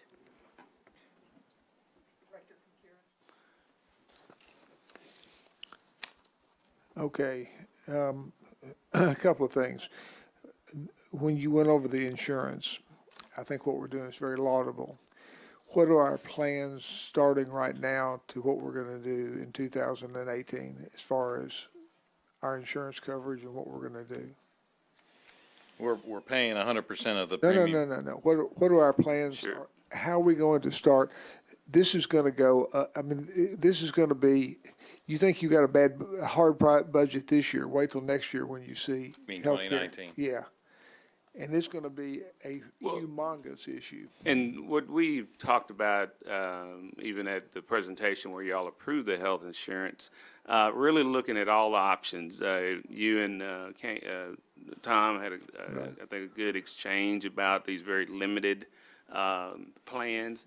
And I'll tell you, we looked at that, and I think it's too early on for 18. But from my perspective, everything's on the table. I think they've changed the sort of the concept of when you really need to build that reserve up if you do go to a self-funded plan. Well, I mean, it's if what's happening in Congress right now drifts down to us, then what we're gonna be doing to take care of people, if we want to maintain these levels, then it is going to be extraordinarily expensive. And we need to recognize that right now, rather than next fall, when we say, oops, what are we doing? So, just so we know that we're talking about it now. The second thing is on the Jericho Way. It says maintain funding for operations. Are we going to have any attempt to increase services but with the same amount of money? We are. Because the problem when you go out there is that we don't provide the services all the time we need them. Well, that's a good point, in the sense that the weekends are not covered. We'd like to do that, but the funding for that is obviously an issue. And the services, I mean, the services that are provided, they're serving 120 to 140 people a day. They're putting people in housing. They're getting people jobs. They're doing case management. We've got we're working with the community health program, and they're going to be putting a homeless clinic, a medical clinic in the downstairs. That's underway. We work cooperatively with the other agencies, the Veterans Drop-In Center, and so a lot of that is happening. We were able to get some. We're starting to do housing in the neighborhood. I was able to obtain $400,000 in some donors to provide for housing and the renovation of the basement. So there's a lot going on there, and we're going to continue to do that. And it's getting more and more support from the community. Well, I mean, that is we need to build on that. And when it says maintain, it sounds like we're going to maintain the status quo, and the status quo is going to get us Well, going. it has to do with the funding as opposed to I know the that, functions. but we need to start being innovative and get matching funds and things like that. I think some of my colleagues have talked about Rock Region Metro and funding. The last one is the continuing funding of the Pulaski County for operations for the regional jail at $1.95 million. Sometime can we get a briefing from the sheriff or somebody about beds, what that does for the community, how the chief looks at the Pulaski County Jail if we maintain this level of service as far as crime and that sort of thing. And it has always been one of the areas where we have worried that we're not doing enough and we don't allocate the funds that we need to take care of issues that are there. So it is maintaining the funding. I'm glad we're not upping the funding like we usually had to do, but we need to start talking about right now how we're going to utilize that facility in the overall picture of how we fight crime in our community. And you're right, Director Campuris. I mean, this is an issue that we've spent an inordinate amount of time on in terms of whose obligation this is. The city has stepped up to help assist the county, which has the statutory responsibility for it. And I'm not going to go over old territory right now about that issue, but I can tell you that the agreement is going to be up next year, and I've had some discussions with the county judge, which are not necessarily, are we in agreement on what happens on that? He's looking for an increase. They got an increase from the legislature. We didn't get any benefit out of that. And all I can say is that there's still 1,210 beds there. And so the violent criminals are being kept, and the sheriff has got the authority through the courts on who gets let out and who doesn't. So that has a direct impact on us. And it does, and it frustrates our officers.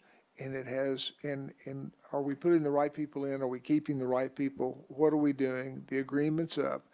It's very much like healthcare. We need to start talking about it, in my opinion, now, how we're going to address it, rather than have the agreement come up and then say, oops, what have we been doing on this? And how are we looking at it?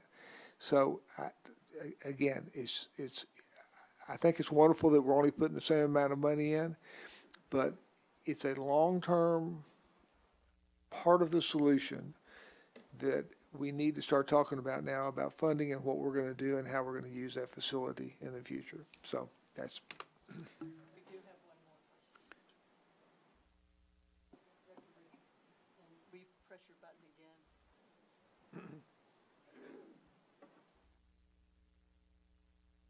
Again, thank you. Mayor, I don't know if this question is for you or Bruce or Dean, but I do,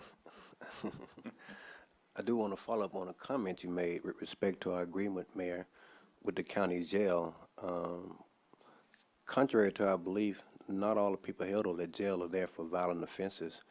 We know, those of us who work in the community know people over there right now being held for child support payments, being behind on child support. Now, that's the ultimate of irony, Dean, that I know that's what you're talking about, but it's the ultimate of irony. You're being held in the county jail because you're behind on your child support. I mean, how you going to pay it if you're there? I mean, I think Jane Dean makes a great point in terms of who has the ability or authority to let people in and out, and I think it does have an impact on our officers. The second part, Dean, this is what part I think may be a question for you or may not. When you talk about Jericho Way, I have concerns about operations there as well. I don't know if you're talking about their ability based on resources, ability or inability to provide services, because I think when we first came over with that facility, a lot of us were not happy with the location of it. And I don't know if you're talking about the utilization of it or just resources committed to providing the supports and services.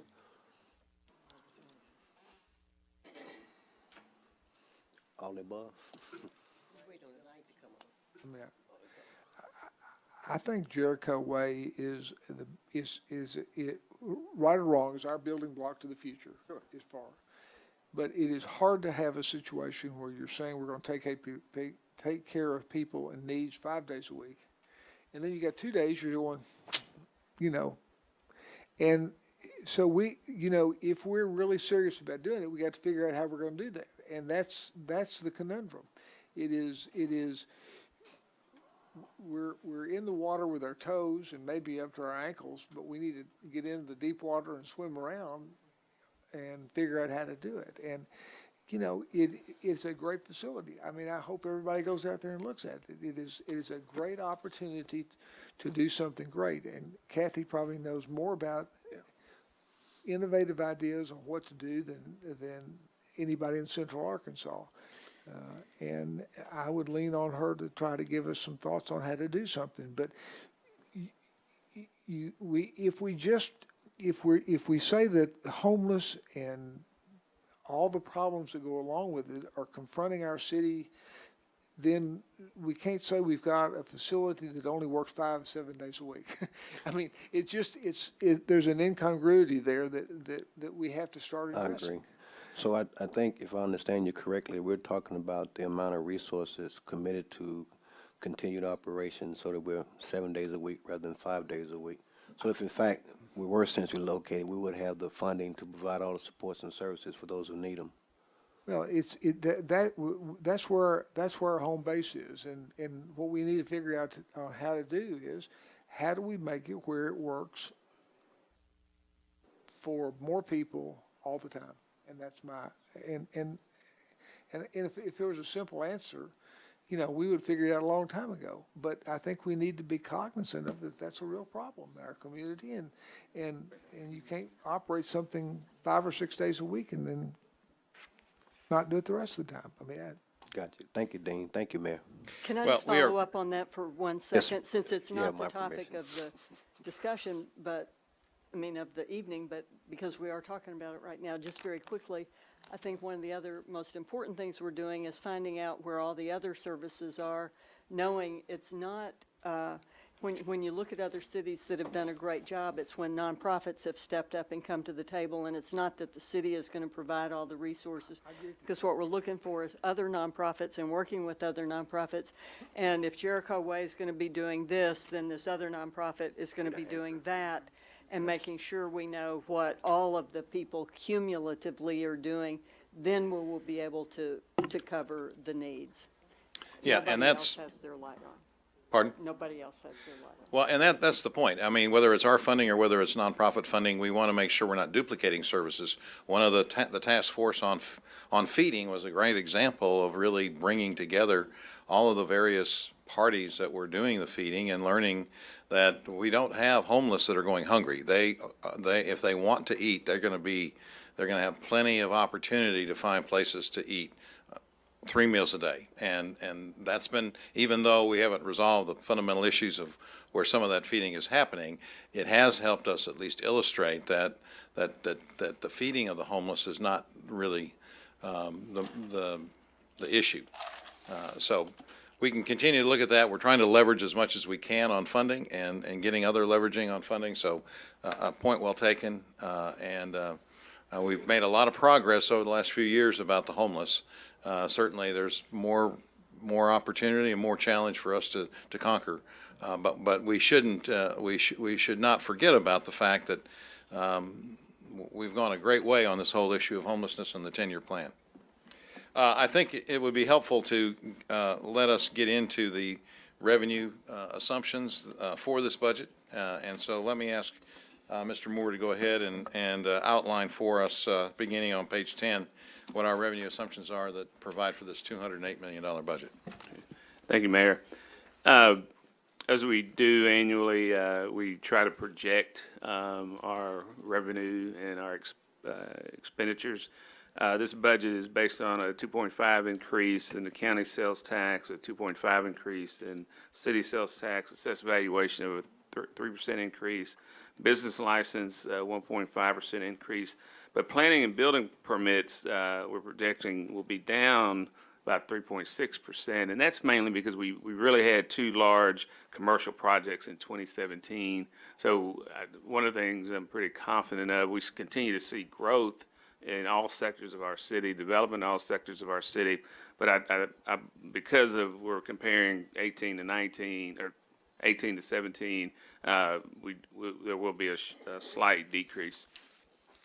Franchise fees, combined revenue represents an increase of approximately 6.6% from the amended budget. Charges for services, again, these are projections, but 15.2% increase from the 2017 amended budget, primarily due to the refunding of the Parks and Rec bonds, which eliminated $1.3 million revenue commitment for debt service. So anyway, when the board passed the resolution or ordinance to do the bonds for the presidential library, we dedicated the first 1.3 park revenue toward those bonds. As you know, we refinanced those, and now we're using franchise fees, and that frees up the 1.3 million, and that's where you see the increase. Then, combined with the impact of the franchise fee, the debt service commitment for the refunded bonds, the city will realize about a 21% savings. Charges for services, I've talked about that before. Because of the weather, those sort of fluctuate. The impact of change in the debt service will allow zoo revenues to be consistent with 2017 revenues. Golf revenues are budgeted approximately 3.5%. Fitness revenues approximately 6.5% below our revenue. And that's because of the competition that's out there now. So the next few slides y'all are familiar with, it just shows everything I've sort of gone over. General fund is 14 is the property tax. You always like to see that bar graph, and that's why we include them. Page 15 is the county sales tax. General fund city sales tax, again, 2.5% from the anticipated year-end results of the amended budget. Franchise fees, again, we work with the utilities to make these projections, and we're expecting to be approximately 6.6% over the 2017 amended budget. Really, the charges for services, we've already talked about the main difference there with the 1.3 million debt service commitment associated with the refunding of the bonds in 2017. Slight increase in business license on page 19, but this doesn't include any rate increase for business licenses. General fund fines and fees pretty much staying on par from 2017 compared to 2018. And then all revenues less the transfers, as you can see, revenue the increase in revenue before transfers is approximately $7.1 million, or 3.6% over the amended budget. So then on page 22, the line that paid mostly attention to is the total. But before that, you see carryover from prior year. As the board will remember, we used $2.2 million in one-time funding to balance the 2017 budget. In 2018, this would project using $780,000 in one-time funding. So we're lowering the amount that we're relying on to balance the budget, and that's a positive. So you see the change from the amended budget over $2.2 million, or close to 1%. On the general fund expenditures, we have a decrease in debt service of $2.7 million, mainly associated with the retirement of the 2012 note. We took that out in 2012. This is the last year of that payment. So that you can see the impact that had on our overall general fund. And this does include a contingency reserve allocation of $1 million. We've talked about the Rock Region increase and the jail funding. Receipts from the 1% lodging tax dedicated to parks will supplement the outside agency funding of the Arkansas Arts Center to provide a total maintenance cost of $928,000, which is part of our contract with them. May have already mentioned step increases for police and fire, salary increases with ASME eligible personnel. This does anticipate an increase for non-uniform personnel. We're still trying to work out those details, but I do believe we'll be able to have salary increases, and we've already noted the city will continue to pay 100% of the health care for employees. Fire pension, an increase to 23.58%. Police pension increase of 20.23%. And then no changes in our uniform pension fund that the city adopted, so that's still at 9%. Again, the pension rates there where they increase. Then other personnel assumptions, this includes a $6.5 million vacancy allocation. And it does provide funding for phase 1 of a 4-year plan to implement a second set of fire turnouts. So again, on page 29, you can see the general fund expenses. Again, you look at the original budget of $204 million, amended budget of $206,701,000, and then the 2018 budget of $208,963. So that's the general fund by category. Then the expenditures by department. And what these numbers include mainly are the raises that we are projecting to put into the budget.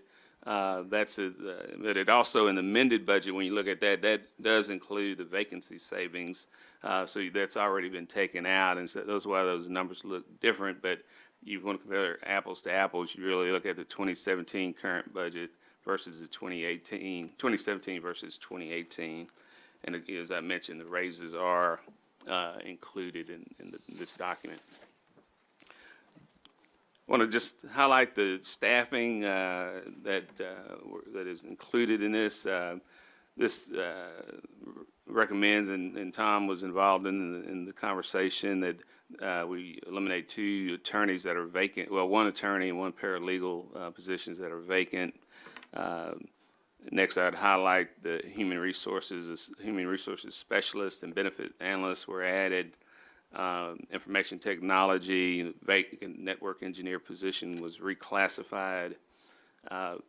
In working with Mr. Turner, we feel like CDBG can pick up 2 of the code enforcement positions, so that comes out of the general fund commitment, and CDBG will be picking those up. In parks, the reduction included the elimination of a tennis center maintenance position and an equipment operator, which both are retiring.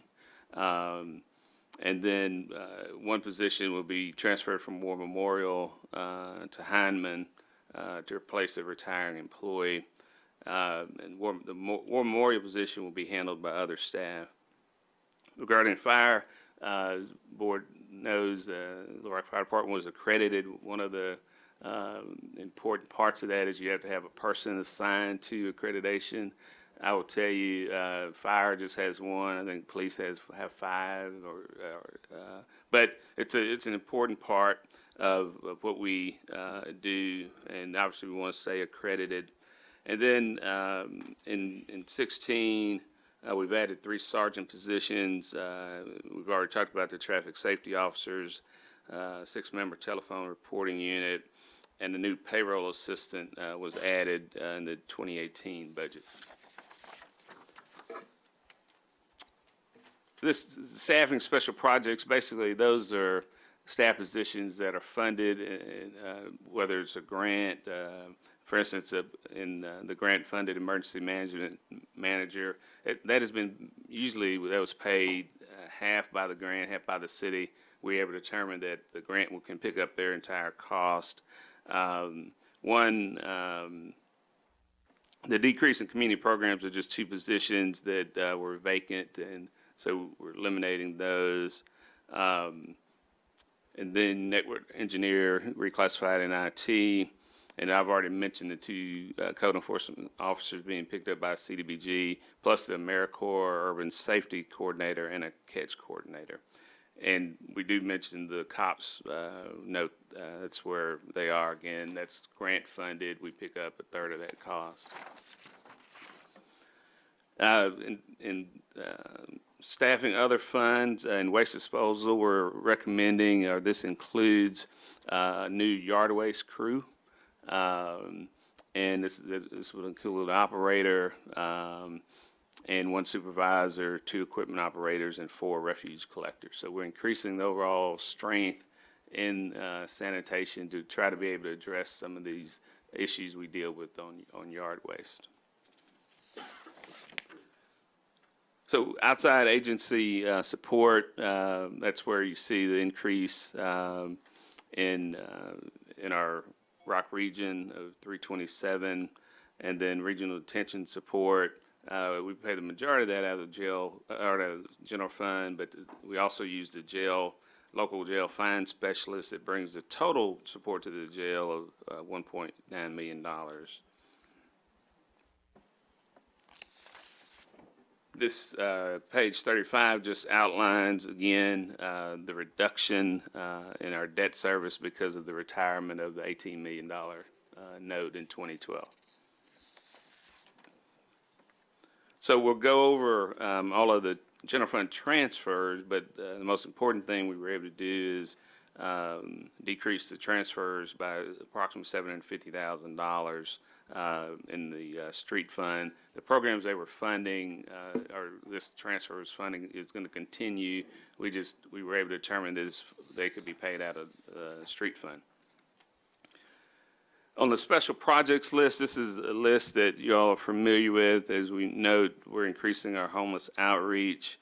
This is really the true cost of operating that program, our share of it. Weed lot maintenance for the past 3 years has been at $500,000. So this is really the true cost of that program, and that's why you see the increase there. Any of the areas that you see that had funding but now are asterisk, by looking at their previous year's balance, we're able to determine that they have enough dollars in 2018 to operate their programs and operate them effectively. Okay. On the grant match on page 38, again, these are grants that we're aware of, and even though you see a $200,000 decrease in undesignated, we're still going to be very aggressive going after grants, and as they come in and there's match requirements, we'll address that at that point. Again, one of the things I'd point out on item 4, we're going to go after a planning grant of $25,000 we think will be the match, but we're going to, if we're successful, we're going to focus on the Broadmoor area. That's sort of that area that we want to try to, again, get a CLG grant for. So again, no major changes on the grant match. So general fund summary, again, you can see the 2017 budget at 204. And then you got the amended budget, 206 million, and then with the 2018 budget recommendation of 2008-963. And again, we point out that net revenues over carryovers about $780,000 compared to $2.2 million last year. So that's the general fund. The street fund is balanced. If you look at line item 3, we get that number directly from the DOT. That's where we plug that now. You can see that's an increase of almost $500,000. So again, that's the revenue forecast. The expenditures, we're going to use some accumulated balance in the street fund that accumulated in prior years to buy the vehicles and equipment replacement that are needed for the street crews. So this page 42 shows just some of the transfers, or all of the transfers out of the street fund, which include vehicle and equipment replacement, LED street light retrofits, and funding for the reentry and right-of-way and sidewalk program. So we'll continue to operate those programs at the level we've had in the past. So as far as the waste disposal, no rate changes in 2018. We are currently out advertising a request for qualifications to do a rate study next year, just to look at where we are from a citywide perspective. So that will be coming up early next year. And then the miscellaneous revenue, you can see that big jump of 1.2 million.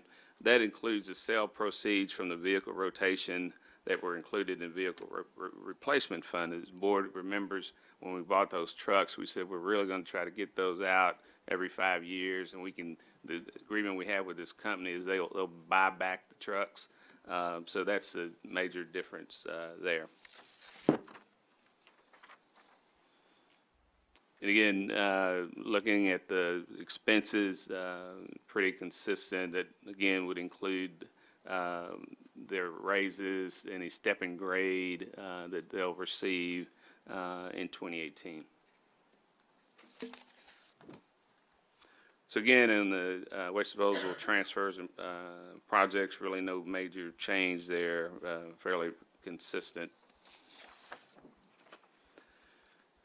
So regarding fleet, we look at various trends across the country and try to project what it's going to cost for our gas or our fuel. So you can see in 2018, we're projecting $2.20 per gallon, previously a little over $2. Diesel fuel, $2.30 versus $2.21, and then you can see the CNG, just a little increase there. Again, based on just projections and what we're seeing across the country. Fleet services balance, again, parts and supplies costs will decrease with our better inventory management program that we're currently implementing right now. And we do expect some fuel cost increases in 2018. Vehicle storage, again, just another fund that we report on. It's balanced, so no major changes from the vehicle storage fund. And then, as the board is aware, the Convention Bureau operates the parking garage, and they'll continue to do that. And we work with them to try to determine revenue and expenditures, and then we true up at the end of the year. So lastly, recommending that we have a budget presentation next Monday out at the Southwest Community Center, and then one on Thursday at the Center at University Park, and then Little Rock or the board meeting also. So ready to stand for questions? Okay. Okay, I think Director Hendricks is first. Go ahead, Director Hendricks. Thank you. Mr. Moore, my question has to do with the article that I read in today's paper compared to what you presented for the police department. I don't want to talk about it now, but I will next Tuesday. And I wanted to know, your name was not in this article. Were you a part of this as city manager? They did call me after, I didn't sit there after hours, and he had a hard deadline of 6 o'clock, and I saw it about 6:30, so. I would suggest that that reporter get back with you. But my phone rang off the wall about this. Okay. Director Fortson, you're recognized, please. I would, Bruce, I admire your optimism, but I'd like a little bit of your rationale on 2.5% increase on both the sales tax levels next year. That's pretty aggressive in light of what our history's been. We obviously work with the county to determine what they're projecting, and that's the number we get directly from them. We've had some very good months recently. We feel like that's going to continue, and obviously, as you know, we talk about every year, it's a projection, and we increase our vacancy savings. That's something that we're really going to have to monitor, but. We do look at trends and look at what's happening on all different levels and try to come up with a number. Well, and I hope you're correct. I note the report today, the consumer confidence is at an all-time high, and we've got a lot of retail development in the city, and so it's just, by comparison, much more aggressive than what we've seen the past 2 or 3, well, since 2015, I guess, and 14. So, and I hope you're accurate. I do too. Director Hines, you're recognized, please. Bruce, kind of like Director Fortson, that increase is big considered. So how far behind are we from the first 4 or 5 years not meeting our projections? I know we talked about this with the upcoming capital projects. So what kind of growth? Because we're in our sixth or 7th year? Started collecting in 2012, right? So we're headed into our 6th year. Do you have any, or can Sarah let us know what, I know y'all look at it, everything was based on a pretty meager 1.5% growth rate, and we didn't hit that the first, 4 years, I guess? Yeah, I think it was actually 2%. Okay. But I know we backed off of it once we realized we weren't getting the growth rates we need. I don't know, do you have that with you?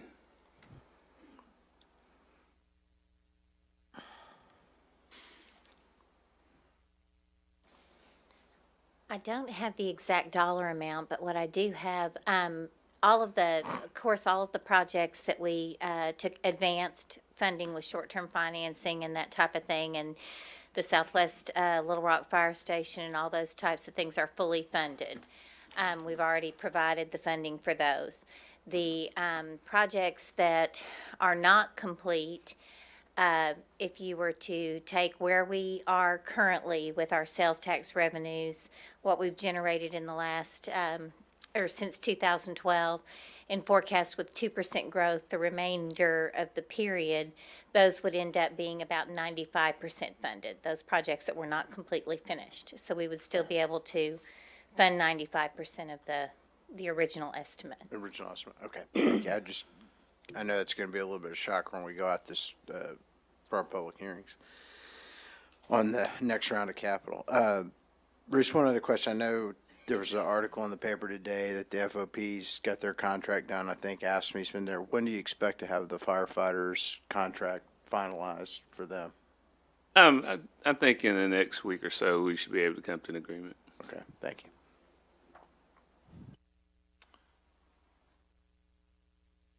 Director Hendricks, you're recognized, please. Thank you. The thing that I want to say, I miss Sarah. So is this a change, Mr. Moore, with Sarah coming and doing this for us. I have to fight for women, you know how that is.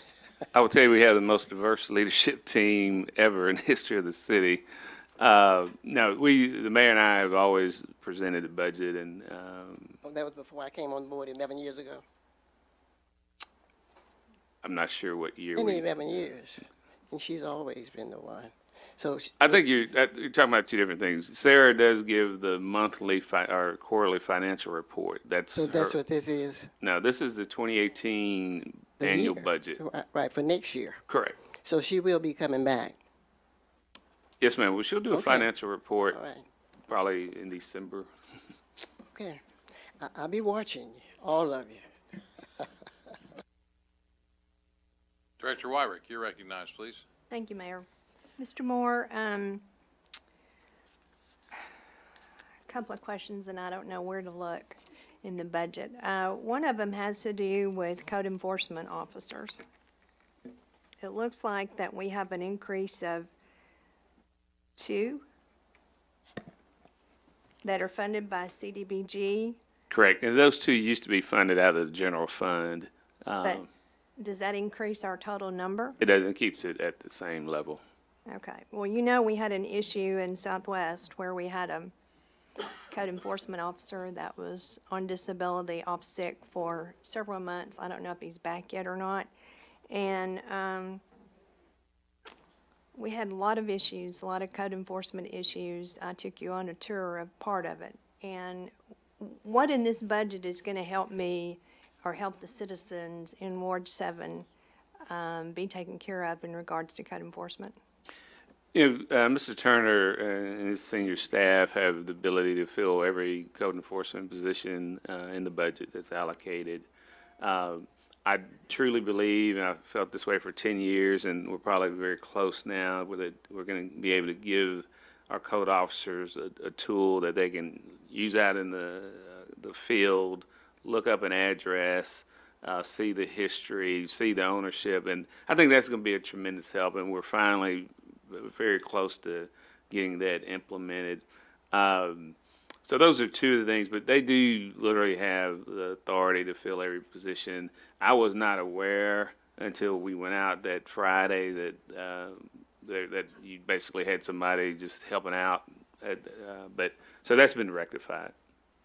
And I showed you the crime map, and I showed you, we went on the locations where we had the code enforcement, and most of the crime happened to be in these areas. And it seems to be a direct correlation to our housing stock and our crimes. And until we address the code enforcement issues that we have in Ward 7, I'm afraid we're going to continue to see that sort of crime situations going on. So I was not aware that we had a code enforcement officer that was off for several months. I found out after I started driving the neighborhoods and looking at the things that I saw. And then that's when I got you involved to look at it. So until you get this extra tool, what are we supposed to do? Well, I mean, the tool's pretty much in place. Again, we should have rectified it a little earlier from a personnel standpoint as far as addressing some of those issues, and I believe we have.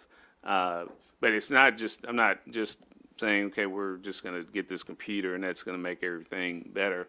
You're exactly right about police issues and code issues. And Melissa Bridges, our performance manager, has been working very closely with housing and police to where, Victor's been having his code stat meeting, and Chief Buckner would have the quarterly meetings, and we're really going to try to combine those in 2018 because that's how you really begin to address the quality of life issues, and that's the direction we're going. Well, I told the captain about the issues over there and to let him know what we had looked at and what we saw so he can start making some decisions as well.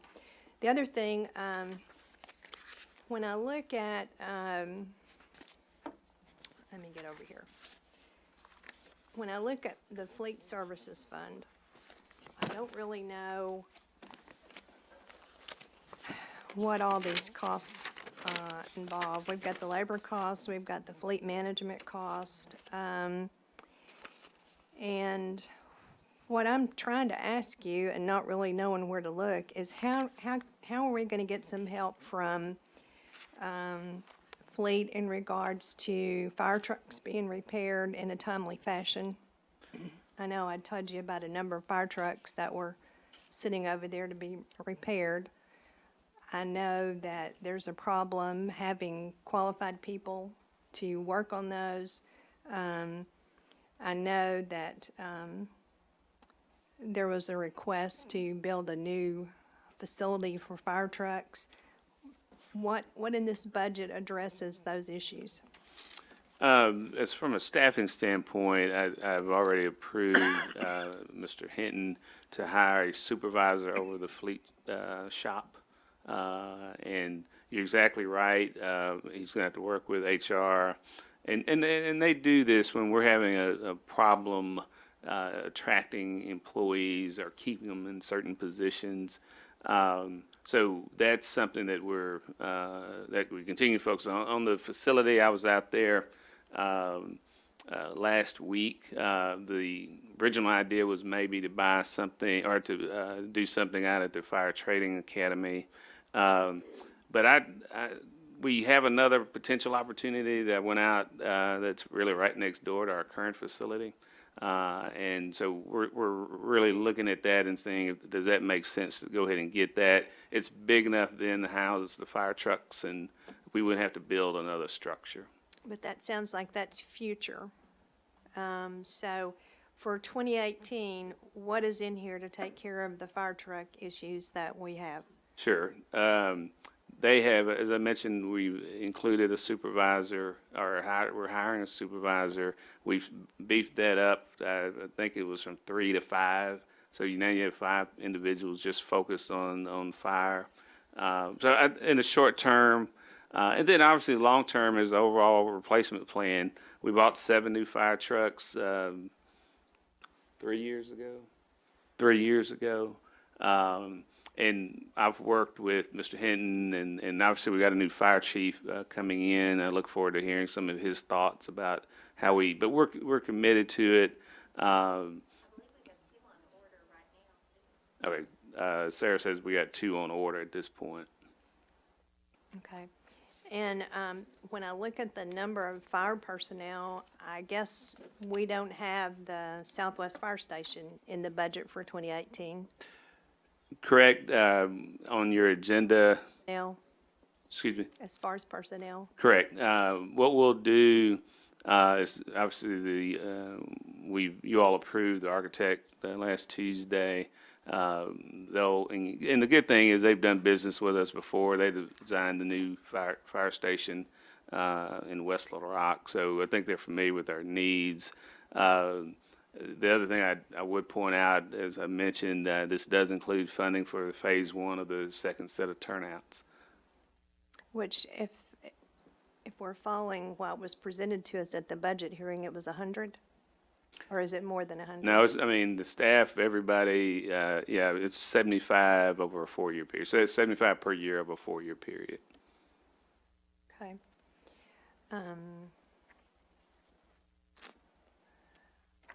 I guess we have resolved or we're working on the problem with the police vehicles. Correct. We've got a rotation, getting rid of the old, getting new ones in. That was the issue last year.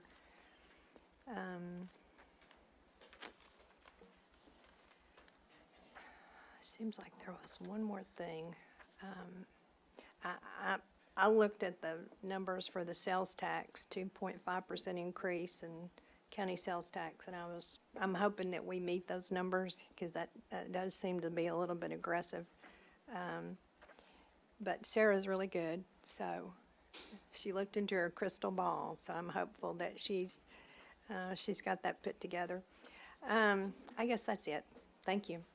Well, don't blame Sarah because, but we work very closely together to kind of put this together, and obviously trying its projection, but we monitor it every month, and we'll see pretty quickly in December or early next year what the last 2 months look like.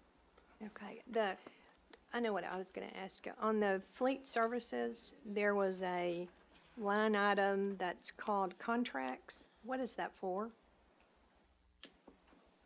Under Fleet Services Fund, contracts. Oh, page 47.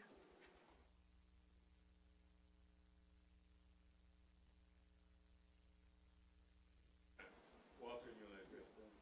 That's for outside vendor repairs, transmission services that we don't do in-house. Things that you don't do. Rebuilding process, specialty services. Maybe fire truck stuff is in that. Also transmissions are. I'm sorry? Some of the transmission parts are, yes. Okay. All right. Thank you. Director Adcock, you're recognized, please. Mr. Moore, I have 10 pages here marked. Do you want to do them now, or do you want me to meet you in your office at another time? Okay. I would like to ask you one to start with, and that's 25, page 25, where you're taking just about $1 million away from Parks and Recreation. Okay, let me explain that. Yeah, I'm sure that Parks and Recreation needs $1 million to help maintain some of our parks. What page are you on? 25. Our community got it. centers. Yeah. This has to do with the, Bruce, the funding from the Correct. So, tax penny. this is, when the city bought the land for the library, we did a bond issue, and the debt, the funds that we said we were going to dedicate to pay the bonds back was $1.3 million out of park revenue. Okay. All right. So, what's your question? This is It the says lodging that tax. This money is dedicated to parks, but you're going to take it and use it Okay, for the I- Arkansas Art Center. So, this is the penny, the city's portion of the penny, and it's dedicated to parks. But they've never had it. This is the bond issue, or once we renew the bonds, the Art Center bonds. So we have a $928,000 maintenance contract with the Art Center. So what we're saying is, if you look at your special projects list or your outside agencies, what page is it? Now, I saw that, but my question is, why are we taking it from Parks and Rec? Okay, we're not Director Adcock. These are the dollars that are set aside to. It's $1 million to do MacArthur Museum. The balance of that is to go to the Art Center. Now we started collecting that tax last summer. It is. Or sometime after the bond, or after the election. So what I'm saying is $700,000 of this is going to come out of the general fund, and then $228,000, the balance of it will be paid from the Parks penny that we've been collecting, but Parks hasn't received any of that money. It's just accumulating. The Convention Bureau collects it and sends our portion over each month. So you're stating that the Arkansas Art Center is a park, so that this is not taking it from Parks and Recreation, the department? Correct. It's new money in the sense that it's money coming from that 1 cent park penny, and until those bonds are issued, it's going into a reserve fund, going into a fund that the city has, and the proposal is to take $228,000 from that fund to help fund the obligations to the Art Center. When will Parks and Recreation start getting this money for the maintaining our community centers and our neighborhood parks? Well, at this point, again, this is all new money, and at some point, it's going to stop. It's not an ongoing. Once we issue those bonds, then those dollars are going to come in and pay off the debt service for the bonds. The agreement that you all sort of came together when you all were discussing the Art Center was that once that grows enough to where it's covering the debt service requirement, then everything over that will go toward, 2/3 go to parks and 1/3 goes toward the zoo. So that's when they'll start generating dollars from this penny. For Parks and Recreation. Correct. That's all we can use it for. Okay, just have Ms. Lloyd call me and we'll sit down with all my questions. Okay. Thank you. Director Wright, you're recognized, please. Mr. Moore, I too have some questions that I would like to sit down with you about. I know we're meeting, well, I assume you're going to attend December 5th. I wasn't going to include these questions with that, but I might have to before we vote on this. When are you wanting us to vote on this? You know, right now it's scheduled for the 19th. Let's see how we go through the public hearings and what type of questions, and we might be able to move it up. Because that'll give me time to meet with you about some of the questions that I have, because right now I'm not going to vote for it. Director Richardson, you're recognized, please. Thank you, Mayor. Bruce, Mayor, thank you for the presentation.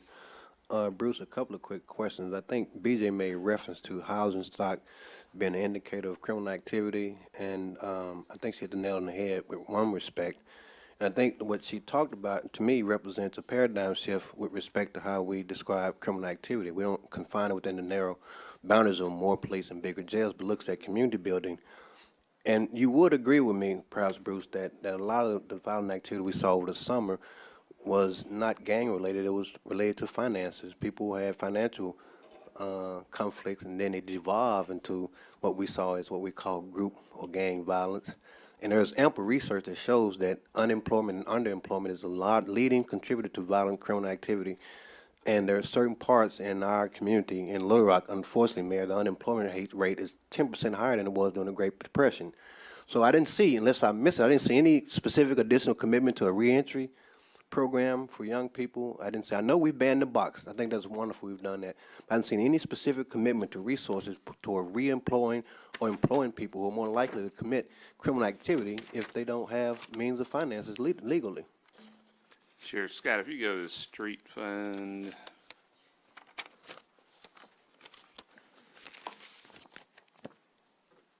What page is that, 40?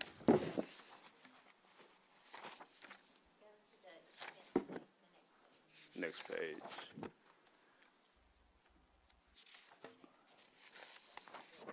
Okay, page 42. You can see there, we have the reentry number, line item 6, reentry sidewalk program. Yes, sir. That's still there, along with number 7, the reentry right-of-way program, and that's being funded also. Yes, sir. Are we, I know during our biggest year of summer employment, I think it was about in 2007 or 2008, we had a wonderful, wonderful partnership with the Chamber of Commerce. Are we engaging them or approaching them or figuring out any kind of way to collaborate them to help us increase these efforts? We are. We are? Is there any way you can just email me that or send me a memo? I don't want to belay this any longer. But I'd like to see some kind of specificity with what it is we're doing, how we're doing it, and what kind of resources we're committing to it.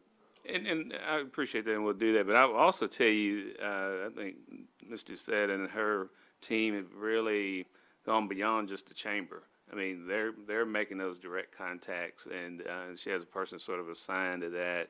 But we'll provide sort of an update on what our strategy is. But I agree, that was a big summer, and we need to try to reengage that. And do we still have any Robert Wood Johnson Foundation funding left to support some of the efforts we just talked about? We don't at this point, but I know there's something coming up that we've been invited to participate in. Thank you, Bruce.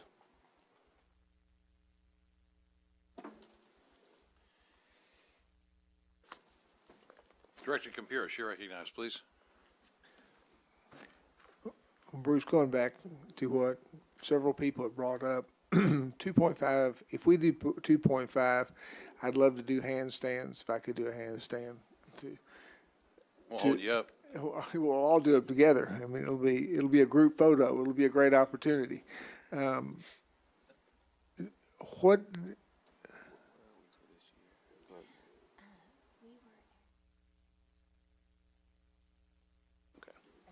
Okay.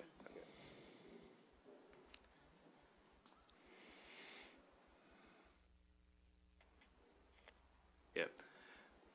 So one of the things, and I think you're going toward, well, go ahead and ask your question. No, go ahead. It's we do really look at where we have been over the past to try to, and we're close. We're between 2.5% and 3% right now. Why not? And do you think much of that is accountable from internet sales? The minimal amount, the amount we're collecting from internet sales, do you think that is contributing to what we're doing? Yeah, we do try to see the Amazon factor.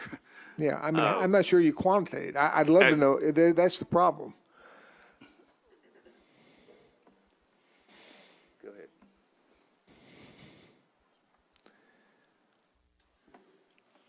We have been looking at that, and the category that it falls in within the NAICS codes, when we compare that to previous year collections, the Amazon has brought in between 25,000 a month.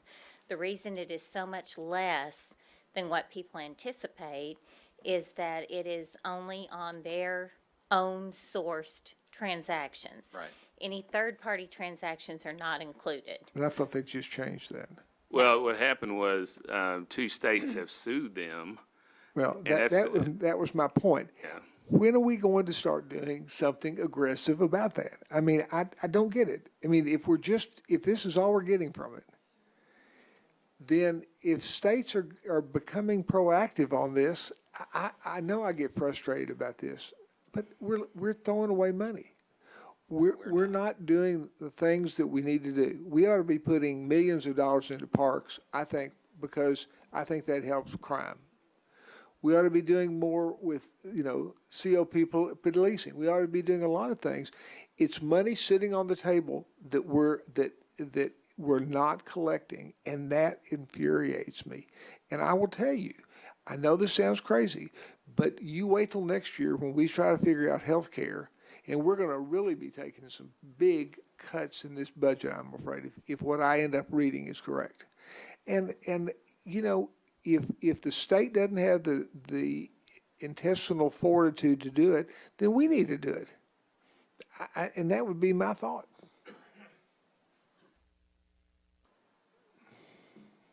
Your thoughts? I know, and I think the mayor probably can speak from the National League of Cities perspective. I mean, it's at the top of everyone's agenda. It's just not moving in Congress. I don't know, Mr. Carpenter, I guess, can talk about the legal aspects of suing, but I did read just recently that there are 2 states that have sued them. They have sued successfully. We have several states. That New York State went through this, sent it to the Supreme Court, and the Supreme Court declined to hear the lawsuit. So basically, they collected in New York State. Isn't that right, Tom? You're correct. I'm not sure it's New York State, but yes, there is a state case that the U.S. Supreme Court refused to take, in which they said they had to do that. That's part, I think, of what led to the initial Amazon decision. To answer your question closely, yeah, it'd be great for the city of Little Rock to go out and sue on the enforcement of a state tax, but if the Attorney General's not going to join in on that, you're never going to get anywhere with any court. Then why don't we do it and see if she'll join us? I don't, we're sitting here with a budget where we're treading water. And next year, we're going to have health costs going up and we're going to want to give people raises, right? And if we're bringing in $25,000 extra a year, extra a month from Amazon, then it isn't going to work. I mean, Cappy wouldn't run her business this way on those sort of assumptions. And it is money that we need to aggressively go out and try to get. Obviously, our representatives won't come talk to us about it. And then I would look at us doing a suit if we have to.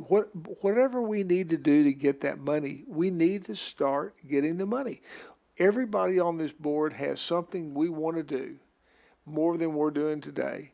And we sit here and what we try to do is take the same pie and divide it up, and it doesn't give anybody anything better.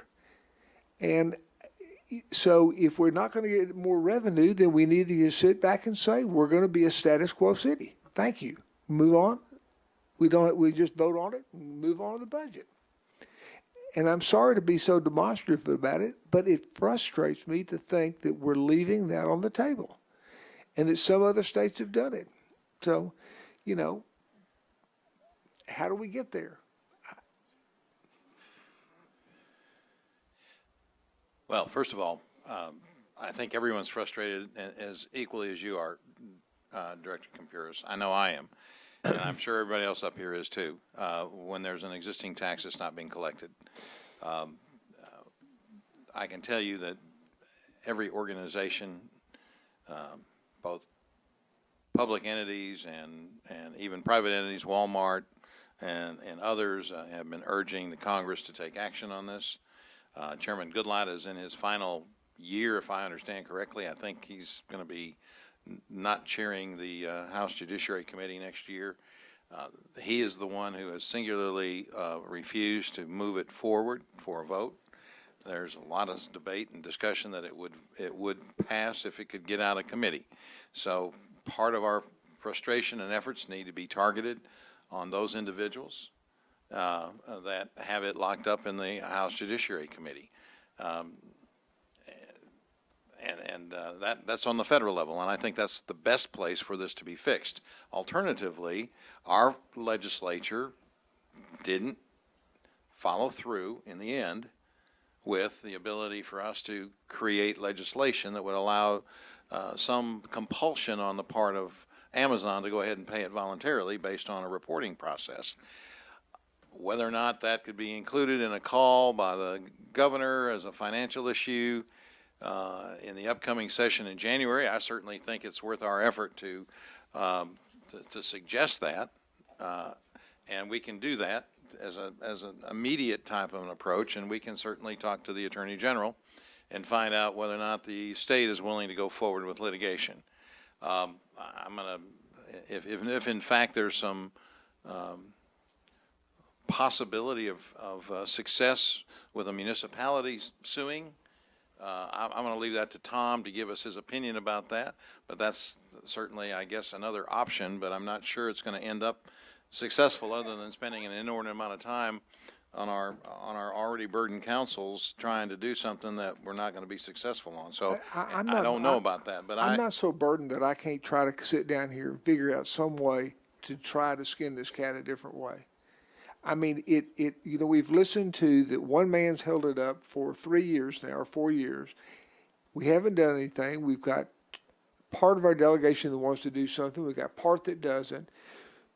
We've got a budget we just looked at that has a very aggressive sales growth, and I hope it happens, but it still doesn't make up for what we've got to do and need to do and what all of us on this board want to do. You could go around and ask all 10 of us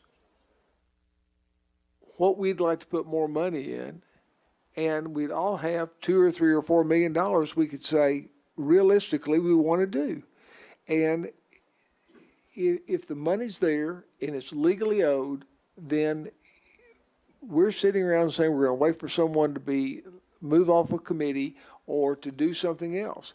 And it's just we're going to be in 2 or 3 or 4 years going back to the citizens and saying we need another sales tax increase because we don't have the gumption to try to get the money now. And that's what's going to happen. I mean, it's the same problem we found ourselves in before. You have 85%, right, of our money goes to salaries. Isn't that about right, Bruce? So personnel, we want to give our personnel raises. We have a relatively fixed amount of revenues coming in, and all that does is we take away from other things that we need to have done, and it's not the right thing to do. So if there's money that we're owed, then we need to figure out and let Tom figure out something, and if it gets shot down, fine, it gets shot down. At least we've tried. But sitting around here saying we're just wish something had happened is wrong. So, sorry again, my soapbox. Director Hendricks, you're recognized, please. Thank you. Mr. Moore, would you go back to that schedule, the 3 scheduled meetings somewhere? Oh, yeah, I want to talk about that. Oh, there we go. Who selected these dates? Nobody contacted me. Just as we have done historically, we look at the calendar. Some of these are set, like the Southwest Community Center is UPS meeting. Yeah, have you ever had one at the, down here, for Ward 1? City Hall? Yeah, no, not since I've been on this board. So could you please change this, because it's really no parking place.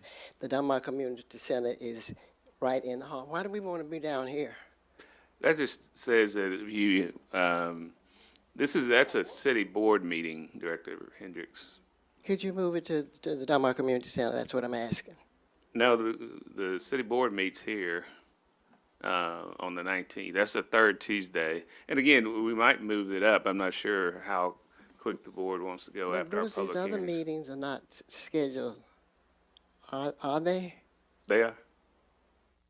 My concern is, this is a regular board meeting. Correct. So what you're doing, to me, you're really limiting the number of people that I could bring down here. Not really. I mean, obviously, we set up overflow crowd chairs, but this isn't. Let me just say, this really isn't. None of these are really ward meetings. I've used this pattern the last 4 or 5 years. I know you have, but I'm asking, can it go to Dunbar Community Center? No. The board meeting cannot go to Dunbar Community Center. Well, can we change the date? Of the board meeting? No, this meeting that schedules a budget presentation. Well, I think maybe what you're asking, do you want to add a budget presentation at Dunbar? Right. Okay. So these are board meetings at No, they're not. University Park? These are not board meetings. I know. You know I'm not stupid now. Don't play me crazy. Yeah, okay. But the way I was looking at it was the schedule of budget presentations, the topic. I see. You assume that all 3 of these were board meetings that we would be having. No, ma'am. These are ones where we just go out into the community. I know. I know. I'm aware that you're saying that the third one is a regular board meeting. Correct. But the reason why I approached you was because it says schedule of budget presentation, so that meant all of them, okay? In a place other than City Hall. That's what I'm talking about. Are you with me? Okay. Thank you. So do What? schedule it, Bruce. Would you schedule it for the community, a budget presentation? But you want, it's gotta be before the 19th of December, right? Right. So do it before the 19th. I don't want these people jumping on me. Okay. I fight for the people I represent. Not to just be reelected. Okay?